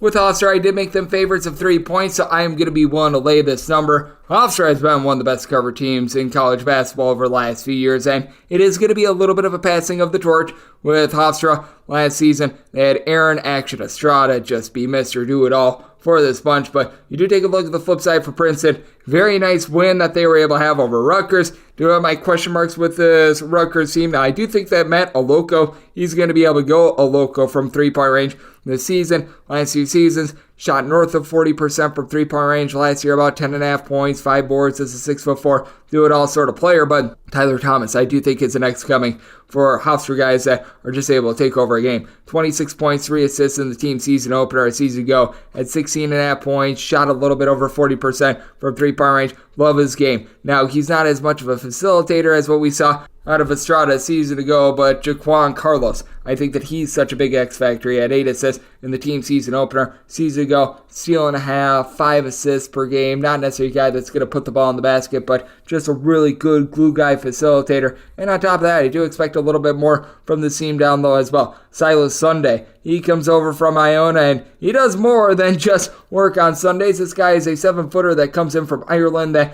I think is going to be able to have a nice impact, and I don't know how Princeton is going to be able to deal with that size. With Princeton, you do have someone in Camden Pierce who did have 15 rebounds in that game against Rutgers. I do think that that's a little bit of an aberration. Also with this Princeton team, they don't have quite the same amount of depth that they did a season ago. Outside their starting 5, they did not play a single guy for more than 9 minutes. I do think that that's going to be a little bit of an issue going up against a Hofstra team that we really saw Hofstra put the clamps down on defense towards the back half of the season last year. In conference play, they were a top 40 team in terms of points allowed on a per possession basis. You've got a Princeton team that they themselves were really able to improve their defense towards the back half of the season going back to the end of last year. They have given up 65 points or fewer in 4 out of their last 5 games. So I do think that this game is going to be a little bit lower scoring than perhaps people think. I do think that there's going to be a little bit of late game fouling, but I did set my total at 145. We saw this opener at a 145.5, and given an option between like a 144.5 to a 145.5, 146, something like that, I would rather take the under because I do think that this is going to be a lower possession game, but I do think that Thomas and company going to be able to lead Hofstra to a win. I do think that Princeton might be getting just a touch overvalued after their big win over Rutgers. So going to be willing to lay the number with Hofstra, willing to lay up to 2.5 with them, and going to be taking a look at 145.5 or more under 815, 816 on the betting board. West Virginia is going to be playing against Monmouth. Monmouth is an underdog of 17.5 to 16 points, and your total is 143. So West Virginia as 18.5 point favorites, I'm going to be willing to lay this number. West Virginia actually did not look bad night number 1 against Missouri State. There's all sorts of question marks with this West Virginia team because they are still going to be without Kirk Risa in this one. You still are dealing with Raekwon Battle not having his waiver, so there's a lot to be concerned about. But with this Monmouth team, you've got your question marks with this team as well. Now, Xander Rice comes over from Bucknell to play for his father. Last year at Bucknell, 14 points per contest. That is exactly what Monmouth was missing last year. Last year, they were one of the most deplorable offensive teams in all of college basketball, but they still have a lot of questionable rebounding. I don't know how they're going to be matching up with Jesse Edwards. Jared Valencia is a 6'9" freshman that comes over from Columbia. He was able to have 5 rebounds in the team season opener. He was the only guy that pulled in really north of 5 boards in that one. You've got Killen Vulga. He's able to give you a little bit of production, but he was limited to 6 minutes, say number 1, after he was a starter last season. They're really looking to build around Jack Collins as well, who last season in the backcourt was able to generate nearly 2 turnovers per contest, but at the same time as well, just doesn't really give you a lot on the offensive side of things. And for West Virginia, even though this is a bunch that has taken a lot of losses, you still have Jesse Edwards, who's capable of being able to give you a double-double. Quinn Slazinski looked really good against Missouri State, 18 points, began his career at Louisville at 6'9". He's able to pop some threes. Backcourt has its question marks, but under the radar among qualifying players last year, Seth Wilson, among Power 5 guys, he had the best assist-to-turnover ratio in all of college basketball. The usage rate should probably mitigate that a little bit, but West Virginia has some capable pieces going up against a Monmouth team that they get elevated with Xander Rice coming into the fold, but other than Xander Rice, you really don't have much to speak of whatsoever. West Virginia, I think, is going to have their issues more towards the back half of non-conference play. I don't think those issues are going to be happening against a Monmouth team that was legitimately one of the worst teams in all of college basketball last season. I set West Virginia at 18.5, wanted to lay up to 18 with them. Set my total at 140.5. Monmouth, one of the worst shooting teams just overall in college basketball. I do think that West Virginia going to look to play a little bit more slowly with Kirk Reese out of the fold. Looking at the under and want to lay the number with West Virginia. We go to 8-17, 8-18 on the betting board. Big one between Duke and Arizona. Duke, the home-standing favorite of between 4 and 5 points. Your total setting between 153.5 and 154. I set Duke as a 4.5 point favorite. So we're right in between my number. Given the option between laying 4 and catching 5, honestly, I would rather lay 4. And the big reason why is that you just have more chemistry with this Duke team. They bring back darn near everyone from a season ago. This team is able to go 10 deep. Now, Arizona, they were able to more than double up Morgan State night number 1. It was very impressive. It was also against Morgan State, so I say pump the brakes there. Kylan Boswell, I think he's going to be able to do an incredible job for this Arizona team. I think that he and Caleb Love might be able to make a really nice tandem, but Tyrese Proctor,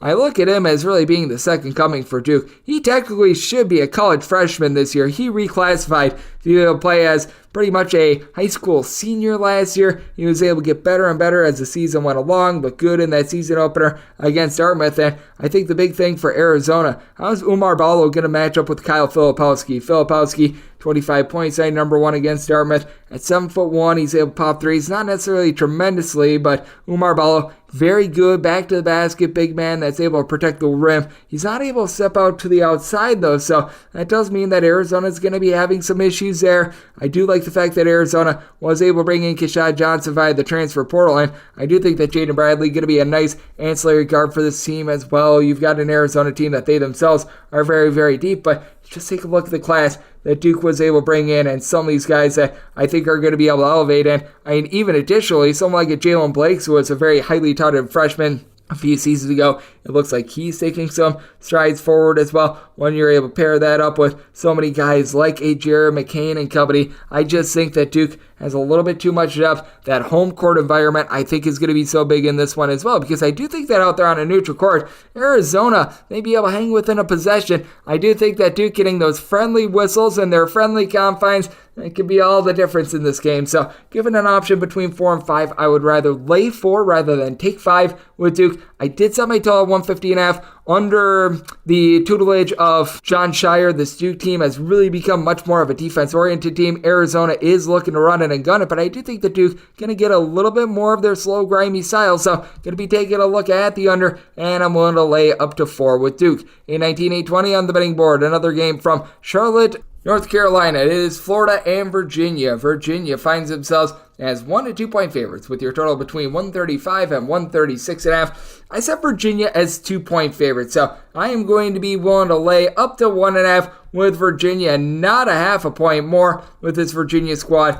They are just such a well put together team, and they've always got a really nice system in place. While Florida, it does feel like a team that's in a little bit more transition now. I do think that Florida, honestly, if you take a look at the just raw talent and the raw talent alone, they are probably a little bit of the better team. They bring in Walter Clayton, a nearly 40% three-point shooter over at Iona a season ago. Micah Hanglotten, he's someone that's 7 feet tall. He's able to give you block shots. He's able to do a nice job of really stuffing the statue. And then Riley Kugel towards the back half of last season, he was really able to become that guy for Florida. Season opener, he was able to put in there 23 points against Loyola Maryland. I really love the way that he's been able to step up. But for Virginia, they always make the smart play. They don't turn the ball over. They play that slow, grimy style. Now, I do have my question marks as to how they're going to be able to match up with Hanglotten down low, because they're probably going to be looking to a lot of Jacob Groves, 6'9", little bit of combo player. Began his career at Eastern Washington last year over at Oklahoma at about 7 points. He's able to pop 3. He shot 38% from 3, but not necessarily the world's greatest rebounder, but I do think that he's going to be able to step up. I think so many guys that they just value the ball. Even someone like a Ryan Dunn, who at 6'8", has good versatility. I expect him to really be able to take that leap forward as a sophomore. I think that is going to be massive. And then they bring in someone that is also very widely, and Andrew Rohde, who last season was the top scorer over at St. Thomas. He was one of the guys that played at one of the slower paces in all of college basketball, yet got right around about a steal and a half per contest. he was a very good defensive player on a team that really didn't play a lot of defense in general. And with Florida, they did get dealt some blows in the offseason with having E.J. Jarvis out of the fold. That really does hurt this team, and I do think that with Zion Pullen being out, it does put Florida behind the 8 ball just a touch. And for Virginia, I think there's just a little bit of home advantage for them with this being out there in Charlotte. So I did set Virginia as 2-point favorites. I'm willing to lay the one that I'm right now seeing at DraftKings up to a 1.5, and did set my total at 132. Florida, I think, is going to be a mid-tempo team. I think they're going to look to play a touch faster under Todd Golden than they did a season ago, but I also do think that Virginia going to be a more efficient defensive team than they were a season ago. So many people will see Virginia giving up fewer than like 65 points per game and always assume that they're a great defensive team. They weren't too efficient on defense last year. I do think that they're going to clean that up just a touch this year. So looking at the under, and I'm willing to lay up to 1.5 with Virginia. 821, 822 on the betting board. It is Chattanooga on the road facing off against Louisville. Louisville's a 5.5 point favorite with your total between 152.5 and 154, seeing as high as 155. Chattanooga, I feel like, should be the favorite in this spot. Set them as a 1.5 point favorite. I'm going to be willing to take them outright on the money line. Louisville got out with their souls a few days ago against UMBC, and UMBC is an inferior team to what this Chattanooga bunch is. Now, with Chattanooga, a little bit of a passing of the torch from last season. Jackson Stevens was a 7-footer that was able to pop threes. He was incredible, but Chattanooga got a lot of experience without him because he was out for darn near the entirety of the second half of the season up until the conference tournament. Now they bring in Jan Zidek, who was over at Pepperdine last season. He's a guy that's 6'9". He's able to pop some threes, so they still have that good versatility. They bring in Rudy Fitzgibbons from the Citadel, a guy that they know very well, as he's able to give them some nice production. You also now have in the fold Hunter Off, who has good familiarity with Dan Earl. Played with him at VMI 2 seasons ago because of archaic rules out there in the SoCon. Was unable to get out there last season, but 2 years ago at VMI, 10 points, 2.5 assists per contest. In the season opener for Chattanooga, he was able to put in there, I believe it was 9 points, so he's picking up right where he left off. And for Louisville, this team is just a disaster in which you've got 5 individuals and not a team, I think is the best way of putting it. Brandon Huntley-Hatfield is able to do a nice job of being able to grab some rebounds. He has absolutely no offensive game whatsoever. Meanwhile, you've got someone like a Mikey James, who he had 25 points night number 1, but he doesn't play a lot of defense as well. This Louisville team, they were outside the top 300 in terms of both points scored and points allowed on a per-possession basis a season ago. Against UMBC, they won the battle on the glass, but now they're going up against a Chattanooga team with a little bit more size. Sky Clark and company just turning the ball over a little bit too much. That's a big concern. This is a team that shot 14.5% from 3 night number 1 against UMBC. Now, Chattanooga is going to give up some threes, but Chattanooga takes over half of their shots from distance. Louisville is not very good with their perimeter defense. I think that this is a bad matchup. Now, I don't think that Louisville is going to be going out there and scoring north of 80 points consistently like they did night number 1 in Chattanooga. While they are a team that is pretty inefficient on the defensive side of things, they're not necessarily a super up-tempo team themselves. So I do think that this is a little bit of an overreaction tonight. Number 1, I set my total at 147.5. I'm going to be willing to dive under. I think the wrong team is favored, though. Going to be taking Chattanooga outright on the money line to go along with this total under. 823, 824 on the betting board. Same Samford. It's the road face-off against VCU. VCU is a favorite of anywhere between 6 and 7.5 points, and your total is between 143.5 and 146 with VCU. Can I make them a 5-point favorite? I'm going to be willing to take the points with Samford. Cam Bearsell still being out the fold for VCU does put me off of this team a bit because Cam Bearsell, he was coming over with his coach Ryan Odom. He was supposed to really be able to give not just some good scoring, but just a little bit of team chemistry in general. And you could tell that VCU was just not ready to play night number 1 without him. They lose outright to McNeese on their home floor. Granted, a solid McNeese team, but really the only guy that was performing for the team was Max Shogo. He came over without him as well. He had 22 points. Night number 1, he's going to be just fine. He's a very good 3-point shooter. He's able to do it on all aspects of basketball, but what are you going to be able to get down low this team? You really don't have a lot of size. Christian Fermin is someone that's 6'10" that last year was a massive afterthought. He saw about 3.5 minutes per contest, so that's something that you're going to be having to deal with. You've got Michael Bale. He comes over as a 6'7" combo player from England. Got my question marks there. And for Samford, certainly this is a team that they do lack quite a bit of size as well, and they got completely pummeled against Purdue night number 1. But Anchor, not even kidding, that's actually his name. I do think that he's going to be able to help out Samford down low, and I do think that perhaps the best big man in this game is going to be Jermaine Marshall. He's 6'6", a little bit of a combo player. Rough night number 1 against Purdue. Last season, though, he had 6.5 boards, 13.5 points, shot 37.5% from three-point range. I do think that he is going to be able to build himself up after a rough night number 1. Zach Loveday as well as a 7-footer that's able to pop threes. Samford under Bucky McMillan. This team is going to take a lot of threes. They are going to be reliant upon not turning the ball over a lot. And when you think VCU, typically you think of that havoc defense. You think of a lot of turnovers. Under Odom, that is not going to be the case, though. So I do think that Samford has a much more favorable matchup than they did night number 1. I do think that VCU is going to be able to get up off the mat and be able to win this game outright, but I can only set my line at 5. I've got my question marks with a new-look VCU team, so I'm going to be taking a look at the points with Samford. Did set my total at 147. Samford very much looking to play up-tempo with Ryan Odom coming over from Utah State. The team is going to give up their open threes, but they're going to make them as well. So looking at the over, set my total at 147.5 and taking a look at the points with Samford. 825, 826 on the betting board. UNC Greensboro plays us in North Carolina A&T. A&T is a 21.5 to a 22-point underdog. Totals between 141 and 142, and with A&T, set them as underdogs of 17 points. I am going to be willing to take the points. Feels like taking a lot of unders, and I'm taking a lot of underdogs right now, but you know what? Sometimes that's just the way it goes. But when it comes to North Carolina A&T, is this a pretty grody team? It absolutely is. At the same time, I just don't trust in a UNC Greensboro team that very much is defense first, plays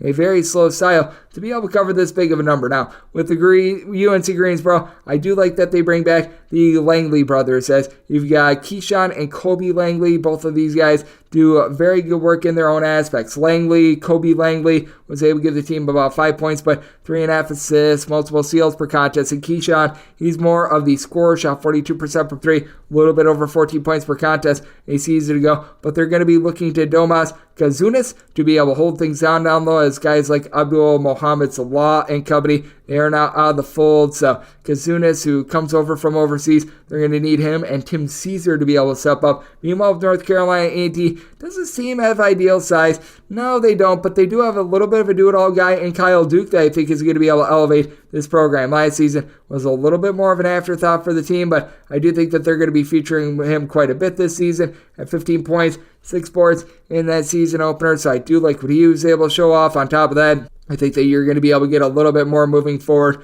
out of Uchenna Kelman Nicholas. He's a true freshman. He comes over from the great state of Florida, was one of the better recruits at North Carolina A&T as we have land in recent years. Now, it is very much a new-look team for A&T, and they do have a few guys that are dealing with some waiver situations or just off the floor in general, like Will Felton. So we shall see if some of these guys are going to be able to get out there on the floor. But with North Carolina A&T, do I think that they're going to have a tough time scoring against UNC Greensboro? I do think so, but at the same time, I do think that UNC Greensboro, they're going to be a bit disjointed on offense. As we know, with Mike Jones teams, you might be asking who, and I say Mike Jones, the coach of UNC Greensboro. They're a team that they typically hold their head on defense. They do a nice job of being able to generate turnovers, but oftentimes have a little bit of a tough time scoring themselves, and I think that that's going to be the case here. So I did set my line at 17. I'm going to be willing to take the points with A&T, set my total at 137, so also diving in on the under. 827, 828 on the betting board. Central Florida hits a road face-off against Miami. The Hurricanes are between 7.5 to 8.5 point favorites. Total setting between 145.5 and 147.5. And when it comes to Miami, I did set them as 5.5 point favorites. I'm going to be willing to take the points with Central Florida. I feel like Central Florida came into the season just really being disrespected. Everyone said that maybe dead last in the Big 12, and hey, I'm guilty of it. I put Central Florida dead last in terms of my projected order finish. And for Miami, good news for this team is that some of the injury issues that they had coming into the season, they seem to be mitigated. Wooga Poplar, there were some question marks with them against NJIT. Leads off the season with 21 points. You've had Nochad Omir pick up right where he left off a season ago. Nigel Pack, he didn't necessarily have the world's greatest night number 1 scoring, but he doled out 9 assists. Looks like he's going to be able to do a good job with the ball in his hands quite a bit as well. But for Miami, gotta ask the question, where is the defense going to be for this team? Meanwhile, Central Florida did a good job locking up Florida International night number 1, and I do think that you've got some underrated pieces in the backcourt for this Central Florida team. Jalen Sellers, night number 1, had 23 points, shot over 40% from 3 in the Mid-American Conference a season ago. They bring in Shamari Allen, who over at UMKC last season, he just got buckets, 17 points, 5 boards, nearly 3 assists per contest. Not a guy that's going to be able to pop threes, but does a very good job of being able to just do pretty much every other facet of basketball. 7-footer Abrima Diallo is a nice rim protector. You don't have Taylor Hendricks anymore, but you do have Tyler Hendricks. I believe that is the same bloodline. He should be able to give this team a little bit of versatility as well. And this is a Central Florida team that they don't necessarily have those top flight stars, but they do have a lot of very good depth. And I do think that for Miami, it is going to cause them to be a little bit more out of sorts. I do think that this is a Central Florida team that they're going to be able to get a little bit more of their style. Central Florida last year was in the top 30 in the country in terms of points allowed on a per possession basis. One away from home. Johnny Dawkins is able to instill very good defense, and I do think that Miami is going to look to try to improve that defense just a touch. They gave up just 60 points against NJIT. That was a good showing for them, but I do think that Central Florida gets this game played on their terms. A little bit more slowly. I think that Abrima Diallo can actually match up with No Chad O'Meara, and that'll keep Central Florida within arm's reach. I set this line at 5.5. Going to be willing to take the points with Central Florida. Set my total at 141.5. I think Central Florida slows this game down, so looking at the under and taking the points with Central Florida. 829, 830 on the betting board. It is Abilene Christian on the road facing off against NC State, and NC State is a favorite of 10.5 points. Your total, that is between 145 and 145.5.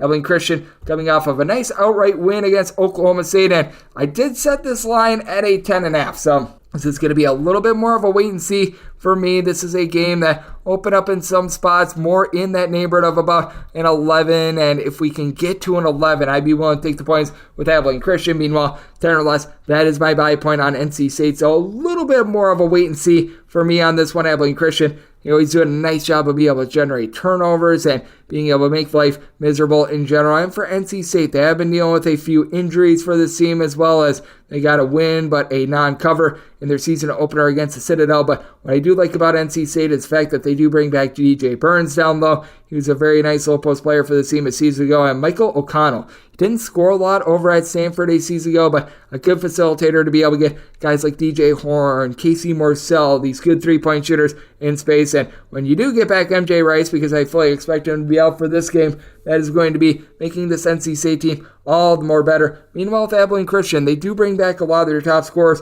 from a season ago. You've got Ali Deba, who comes over from Chicago State, had 15 points in the season opener. You got guys like Cameron Steele, Arion Simmons, all these guys that they give you like 10 points, 5 boards. They're just like carbon copies of each other. They only got 4 steals, by the way, night number 1 against Oklahoma State. I do think that that's going to be elevated a touch, but at the same time with Abilene Christian, they do play really well as a collective unit as well. If this does get to a point where you have like half of the books at 10, half the books at 11, I personally would rather take an 11 with Abilene Christian rather than lay a 10 with NC State as a result, because that Rice injury is a little bit rough. But with Abilene Christian, they have been a team that has really struggled from three-point range, but a team that has been very good on the offensive side of things. And then for NC State, this is typically a team that looks to play up-tempo. Their defense typically is a little bit lackluster, but their offense is always there. I do think that this is going to be a little bit more of an up-and-down game. I do think that NC State is going to be able to dictate the terms just a little bit more. So did set my total 146.5, looking at the over. And at 11 or more, I'm going to be taking a look at the points with Abilene Christian. 10 or less, 1 to lay with NC State. 831, 832 on the betting board. Cincinnati, yes, we are on to Cincinnati, and they're on to playing host to Detroit. Detroit is an underdog of between 21 and 22.5 points. Your total is anywhere between 145 and 146.5, and with Detroit, I set them as 17-point underdogs. I'm going to be willing to take north of 20 with Detroit. The first game of not having Antoine Davis did not go as planned for Detroit. They lose by north of 30 against Toledo. This is a very solid Toledo team that is going to be able to make some noise out there in the MAC. And then you've got a Cincinnati bunch that they were able to get a nice solid win, but no cover against UIC. And for Cincinnati, I do think that this is a little bit of an awkward situation for them, because they were hoping to have Aziz Bendango along Jamiel Reynolds to be able to help this team out down low. Now it's Odi Okwama along with Victor Lakeen that have to do it. This is a team that's dealing with a little bit of a depth issue as well. Now, I do like what I saw night number 1 out of Day Thomas. He comes in as a nice non-D1 transfer that was able to put in their 15 points, and I do think that Jizzle James, the son of Edrin James, going to have a nice impact on the team as well. Played limited minutes against UIC, but I see him getting a little bit more comfortable for this team as well. But when it comes to Detroit, they have a upside guy in Donovan Totley, who he has been a very well-traveled man. I still remember many years ago while he was over at Monmouth, this guy was one of the best freshmen in all of mid-major basketball. Ever since then, just fell off the face of planet Earth. Now he has resurfaced with Detroit. I think that he's going to be having the ball in his hands quite a bit this season. Then Jaden Stone, before he got injured after about 13 games last season, he was shooting over 50% from three-point range. This is a team that has really gambled down low, bringing in someone like Otan Janovic, 6'10" big man that began his career over at Vanderbilt, Tulane, but it's just never really seen a lot of minutes. But I mean, this is a Detroit team that they've got athleticism. They have guys that really lack a little bit of the fundamentals of basketball, but with Cincinnati being a little bit shorthanded, not necessarily having a ton down low, I do think that Detroit has enough to be able to just scrape by with a cover. Got a Cincinnati team that very much is a defense-first team under Wes Miller. We've got a Detroit bunch that, well, they are not defense-first, but they don't play up-tempo as well, and I don't think you get enough possessions for this game to go over, even though I do think that there's going to be quite a bit of offensive efficiency from Cincinnati. I did set my total at 139, going to be willing to dive in on the under, and with Detroit, won't take anything north of 17 with them. 833, 834 on the betting board. It is Minnesota, and the state with the smallest drinks in the union plays UT San Antonio. Meet for the Roadrunners, who find themselves as underdogs of 12.5 points. Their total is between 145 and 145.5, with UT San Antonio made them 10-point underdogs, actually 9.5-point underdogs. I'm willing to take anything of 10 or more. Minnesota, nice winning cover against Bethune-Cookman. Bethune-Cookman is one of the worst teams in all of college basketball. I wish I could put it any other way, but I don't take too much from that Minnesota win, and I do think that Minnesota is really going to be dealing with some depth issues going up against a UT San Antonio team that they are really going to be up against it in the American. I do think that it's going to be a tad bit of a long year for them, but with UT San Antonio, they do have a nice player that I like in Christian Tucker. Christian Tucker had 18 points, night number 1 against Western Illinois. Last season, he was able to give the team above 5 points, shot about 35% from three-point range, so they're certainly looking to feature him quite a bit more and have that leap forward. And then you do have a lot of raw size, like Trey Edmonds is right around 6'9", comes in from Utah Tech. You've got Carlton Lingard Jr., never really saw a lot of time over at Kansas State, but he's a 7-footer that was at a power conference level. He should be able to do a nice job down low going up against a Minnesota team that has Dawson Garcia, who's by far the best player out there on the floor. Dawson Garcia, 13 points, 14 rebounds, night number 1 at 6'11". He's able to pop threes. He doesn't have a lot around him. They bring in Elijah Hawkins, who he shot north of 45% from 3 with a double-figure amount of points at Howard. He also is towards the top of all of college basketball in terms of turnovers, and that's an issue. You got Braden Carrington. He had double figures, night number 1. Got your question marks there, and then when it comes to helping out down low, got to think that Joseph Joseph is really going to be your main man to be able to help out. Did shoot 38% from 3, but 7.5 points, right around 3 boards. It's a 6'7" combo player. And with Minnesota, you tell that this team doesn't have a lot of depth. Mike Mitchell Jr. comes over from Pepperdine. I don't feel like he was good enough to be an up transfer, so I do think the UT San Antonio going to be able to hold that bay. That's a Minnesota team that they aren't necessarily great with their defense or not necessarily great with their offense, quite frankly. Both of these teams, I think, are going to be mid-tempo teams that really struggle in all facets of basketball. I did, as a result, set my total at 141.5. I'm going to be willing diving on the under, and at 10 or more, going to be willing to take the points with the Roadrunners. Meet for them. 835, 836 on the betting board. Alabama is playing us Indiana State. The Sycamores find themselves as underdogs of 16.5 to 17.5 points with your total 160.5. I think this total should be high, but I think that it went a little bit too far. Set mine at a 155. Indiana State was actually a top 55 team in the country in terms of points allowed on a per possession basis. Fully recognize that Alabama's a little bit better than some of those Missouri Valley defenses / offenses that may see throughout the season, but still, I do think that this is a little bit out of whack. Alabama was able to put up north of 100 points against Morehead State, but I think that Morehead State just a little bit of a downgrade in terms of competition as opposed to Indiana State, though I did still set my number at a 17, so right around like 16.5 is the max I'd be willing to lay with Alabama, though. I am mostly now seeing 17.5, and between a 16.5 and a 17.5, I personally would rather take the 17.5 with Indiana State, despite the fact that with the Sycamores, this team is in a little bit of transition, but they bring in Isaiah Swope from Southern Indiana,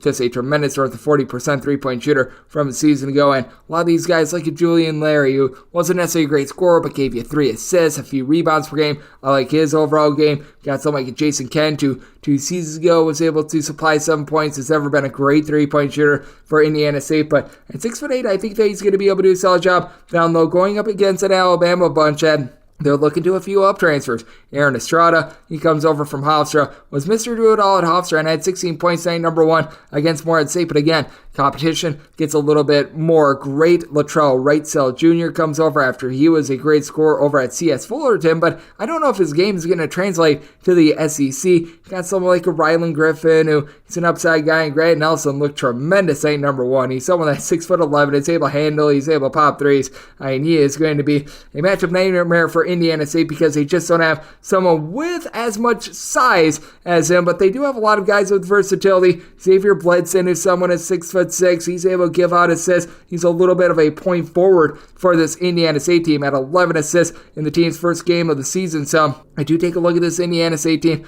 I do think that they're a pretty complete bunch, and I do think that now that you're getting north of 17, I will be willing to take the points with Indiana State, and Indiana State, a pretty sneaky, solid defense as well. So looking at the under and at north of 17, going to be taking a look at Indiana State. 837, 838 on the betting board. South Dakota is going to be playing us UT Rio Grande Valley. UT Rio Grande Valley is between a pick-up to a 2-point underdog. Totals between 150.5 and 151.5. This is technically a neutral court game at the Samford Pentagon.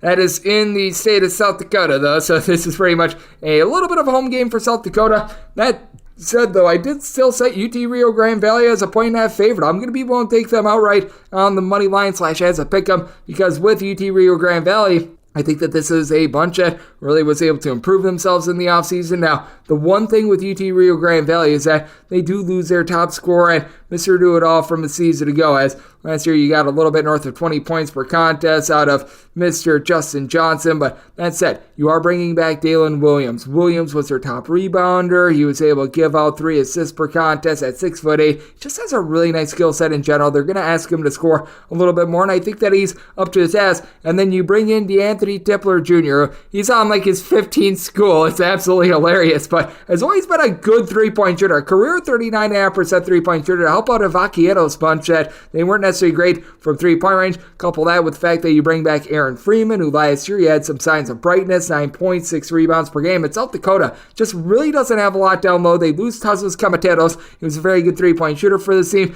They're looking really to Mr. Bruns to be able to do it all for the team, as Paul Bruns last season was able to give the team about 9 points per contest. We saw a little bit of a downgrade in production from what he was doing at North Dakota a few seasons ago, but really past that, you don't have a lot of returning. Now they bring in Lahat Fiune. He was over at Utah along with Central Florida the last few seasons, and over at Central Florida last year, he was able to see a few starts, but not very productive in general. About 3 boards, a few points per contest. He's 6'10", so he should be able to elevate the team down low just a skoge, but he's not necessarily the most willing rebounder in the world as well. So you've got a team of just feels like misfit parts. You've got a lot of question marks when it comes to South Dakota with all the production that they lose from a season ago. Max Burchill, he's going to need to step up as well after he was a little bit more of a priority reserve that is a career 42% three-point shooter, but hasn't taken a lot of threes throughout his career. And I do think that UT Rio Grande Valley bringing back a lot of the ancillary pieces from a season ago can help them elevate and be able to win this game. UT Rio Grande Valley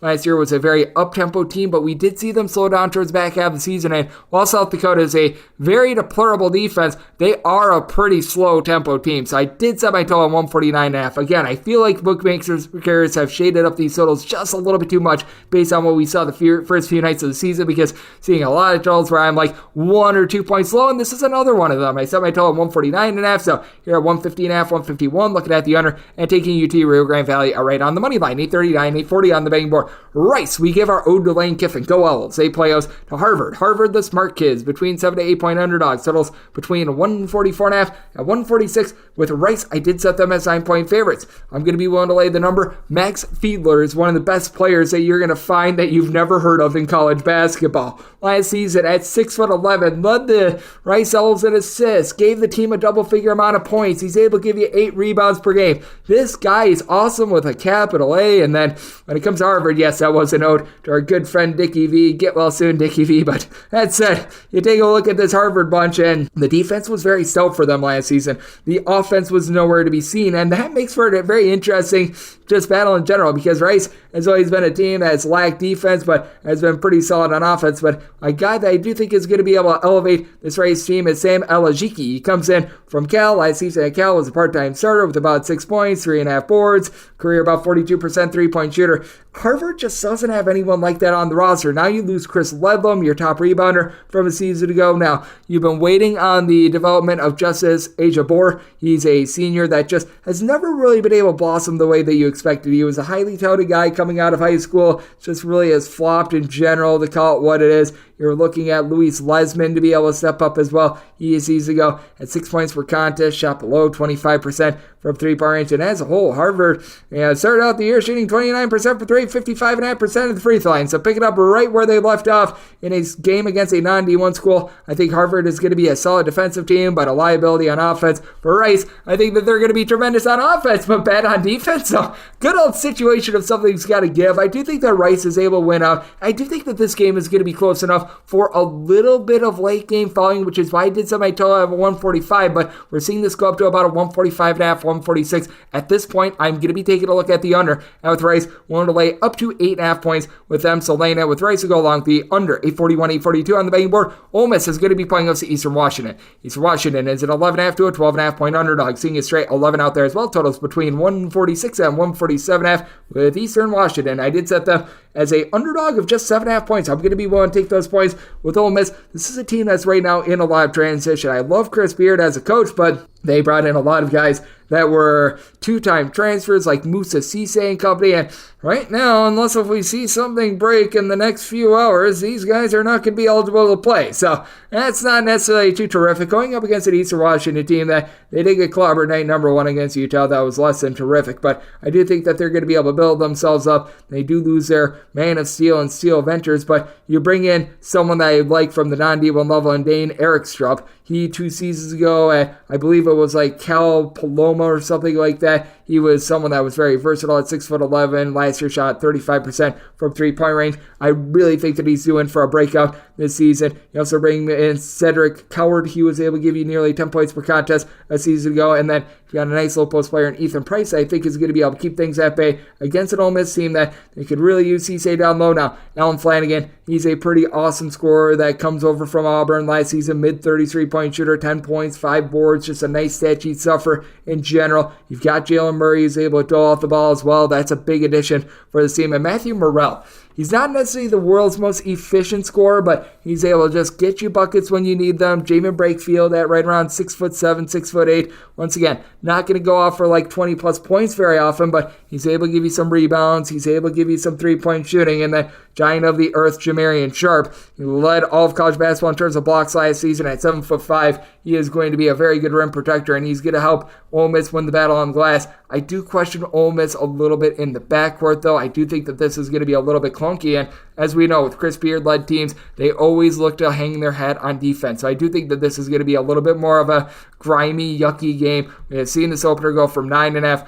up to about 11.5 to 12.5, and I think that this has gone too far. I'm going to be willing to take the points with Eastern Washington, and with my total at 140.5, diving in on the under. 843, 844 on the betting board. Murray State is going to be playing us at Tennessee Tech. Tennessee Tech is an underdog of between 14 to 15.5 points, and your total is between 143 and 144, and with Tennessee Tech, I did set them as an underdog of 15.5 points. Here at the 14, I'm going to be willing to lay it. Murray State, I do think, is going to be able to take off a little bit more in year number 2 under Steve Prohm, as it's a welcome back Potter situation there. He brings back Rob Perry, who was a double-figure scorer for the team a season ago. They do lose someone like a DJ Burns, who was the top rebounder for them a season ago, but Tennessee Tech really doesn't have a lot of big men to speak of themselves, so you do have your question marks as to how they're going to be able to just really hold up down low, not just in this game, but for the entirety of the season. Couple that with the fact that Tennessee Tech did lose some of their top scorers from a season ago, and it does lead to them having to really rely upon Josiah Davis to be able to give them some scoring. Comes over from West Virginia, where he just wasn't able to get out there on the floor, but was a former top 250 recruit. You've also got someone in Mr. Early. he's going to be hoping to put up some early buckets. As David early a season ago was at Marshall, was a little bit of an afterthought there, but his career about 34% three-point shooter, has some good versatility at 6'5", but for Tennessee Tech, where the rebounding is going to be coming from, that is anyone's guess at this point. And for Murray State, they should be able to win the battle down low. You've got someone that comes over from Eastern Illinois, and Nick Ellington, 6'7". He was able to have 12 rebounds in the team season opener. Granted, it was against a non-D1 school, but something that you do like to see there. Couple that with the fact that you've got some nice mixing and shaking from Sean Walker Jr., comes over from Mercer, and while he was at Mercer, was a nice starter for them, who was able to log about 8.5 points, shot about 40% from three. And Murray State, they do have some very nice deadly scorers. Jacoby Wood is able to give you just so many nice facets. He's able to dole the ball, give you a steal per contest, shoots in the mid-30s from three-point range. I think that that's going to be a little bit too much for Tennessee Tech,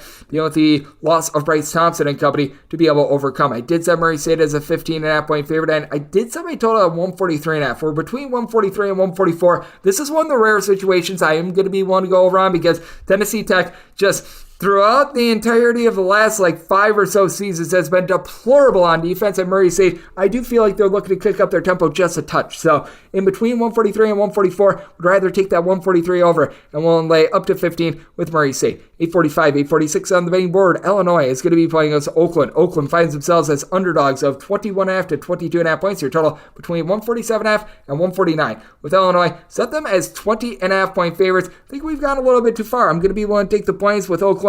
Very game showing night number one when they were able to go toe-to-toe against Ohio State. Now, with this Oakland team, they shot it ridiculously from three-point range. I don't think that that is going to be withstanding, but that said, for this Illinois team, I do think that they're going to be a very good team, but they've got a lot of pieces that they have to find out, for lack of a better term, what they've all got out of them. As TJ Shannon, he's a go-to scorer, and he's an absolutely tremendous player, but they bring in Draw Gibbons Lawhorn, and with Gibbs Lawhorn, he was able to have a very nice showing, night number one with 18 points against Eastern Illinois. But I think the biggest question mark is how to use him along with someone like Marcus Domas that comes over from Southern Illinois, where he was putting up 15 points, 5 boards, 5 assists. Quincy Guerrier, how do you utilize him? Because he's able to pop threes, but he doesn't necessarily pop threes very well. He's got versatility at right around 6'8". You've also got someone like a Dane Danger, who's a little bit more of a back-to-the-basket big man. So there's a lot of things that Illinois needs to sort out. And for Oakland, I think less is more when it comes to Rocket Watts, because this guy has just been absolutely terrible. He scored 0 points, night number one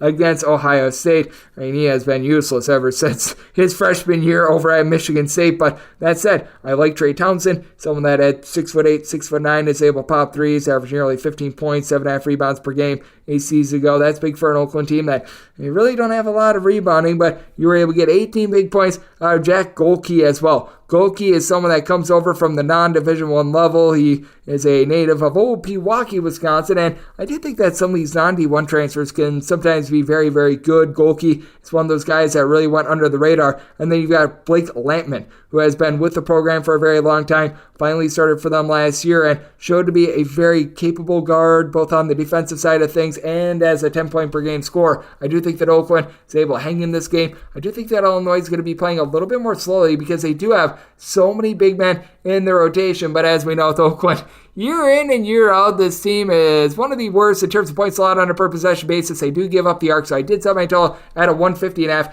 You're at 147.5 to 149.5, looking at the over, and I'm looking to take the 22+ here with Oakland. 847, 848 on the betting board. Kansas plays those to Manhattan. The Jaspers, north of 30-point underdogs, anywhere between 33 and 33.5. Total on this game, and between 139.5 and 140.5. I feel like John Gallagher is going to embrace this situation, and Kansas opened up more around 32-point favorites. I think that this number has gotten a little bit out of whack. I was willing to take 32 or more with Manhattan, so I don't think that we're necessarily totally out of whack, but I'm going to be willing to take north of 30 with the old Jaspers. John Gallagher was the former head coach over at Hartford. He's been in these situations before. Yeah, I do think that he is building up something over at Manhattan, a Manhattan Jaspers bunch, of which they have been dealing with a lot of coaching change over the last 24 or so months. But with that said, he did bring over a few guys of his own, like you've got Brace McClain, who was a double-figure scorer over with Hartford a season ago. He comes into the fold with Manhattan. They're going to have such a tough time with Hunter Dickinson. They really do not have a lot down low for Hunter Dickinson. We saw what he was able to do at Michigan, 17 points, 8.5 boards. He's able to pop threes. He is going to be able to completely dominate down low. And then Kevin McCullough, just a nice stat sheet stuffer. He's not going to be like some sort of a supreme scorer or anything like that, but he'll give you like 10 points, 7 boards, multiple assists, a steal, a block for contest. Just makes those winning plays. And then DeJuan Harris, not a guy that's going to be going out there and scoring a ton, but you know what? He does a great job of being able to facilitate offense, is very efficient with the ball as well, but I do have my question marks with someone like a Parker Braun, who, I mean, he's a solid big man, but he's not like some demonstrative guy that I think is an elevator for Kansas. I've got my question marks with Nicholas Timberlake as well, coming up to the power conference level, and I do think that Brett Rumpel, who comes over from Stony Brook, he's going to be able to help out this Manhattan team as well. Guy with right around 6'4" size. He was able to shoot 50% from three. St. Bonaventure, obviously that was on a very, very small sample size, but you know what? I think that this number has gotten a little bit out of whack. I think Manhattan gets destroyed, but I do think that Kansas shows enough mercy for Manhattan to escape with the cover on a mondo number. I set Manhattan as a 31.5 point underdog here at 33. I'm going to be willing to take the points. Did set my total at 143 as well. I do think that Manhattan is going to get torched from 3-point range, so going to be taking a look at the over and the points with Manhattan. 849, 850 on the betting board. Dayton hits the road face-off against Northwestern. Northwestern between 4.5 and 5.5 point favorites. Your total between 126 and 127.5. I originally set Northwestern as a 5-point favorite, but with Malachi Smith now out for the year for Dayton, and you really feel for the kid, I did have to set Northwestern as now a 7-point favorite, so that does put me on the Wildcats with not having what was supposed to be really your main point guard out there. That is rough for Dayton. Now, the good news is they are very much used to this. Dayton was dealing with so many injuries last year, so they do have contingency plans in place. If there is a team that's able to deal with this, it is the Dayton Flyers, but that said, now you really are left just scrambling in the backcourt. You bring in Enoch Cheeks, who last year over at Robert Morris was Mr. Do-It-All. 14 points, 5 boards. He was able to do all some assists, shoots it well from 3. Kobe Brea is someone that's able to give you some nice scoring as well, along with Kobe Elvis. Both of these guys are not necessarily primary ball handlers, but they're able to handle the ball and they're able to facilitate. All this is to really be able to help out Day'Ron Holmes as well, who last season popped some threes, is able to give you multiple blocks, 8 rebounds, 16 plus points per contest, and Northwestern is going to have their hands full down low. But while Northwestern doesn't have like one supreme player down low, I recognize that Brooks Barnhizer, night number 1, had 13 rebounds. But I mean, this is a team that they really do it with just team rebounding. You've got Barnhizer, you've got Matthew Nicholson. Both of these guys are able to do a nice job down low. They bring in Blake Preston, who was over at Liberty. Didn't have big numbers over at Liberty, but he's just a good system fit for Northwestern. And then you've got Boo Buie. He's one of the more underrated guards in all of college basketball. Makes a smart play, does a good job of being able to dole out the ball. Northwestern was a top 5 team in the country in terms of fewest turnovers on a per possession basis. Northwestern can be a little bit sporadic with their 3-point shooting, but this team does a good job of being able to come up with turnovers. A top 30 team in terms of steals force on a per possession basis, going up against a Dayton team that all of a sudden they have to shift over the point guard duties. I feel like that's a little bit of a recipe for a disaster for this Flyers bunch. You've got a pair of teams that they play slow, they hang their hat on defense. I think that this total is starting to get a little bit too low. On the opener of 128.5, I was in on the under. Now that we're getting down to 126, I like the over. Set my total at 127. I think this game is going to be close enough for some late game following to be able to help out with that total, and I do think that Northwestern and Dayton are both going to be able to sink just a few threes in this one. So willing to lay up to 6.5 from Northwestern and at a 126.5 or less. Looking at the over. 851, 852 on the betting board. Ryder hits the road face-off against Marquette. Marquette is a favorite of 22.5 to 23 points. Total is 147 to 148 with Ryder. Did set them as underdogs of 18.5 points, so I'm going to be willing to take those points.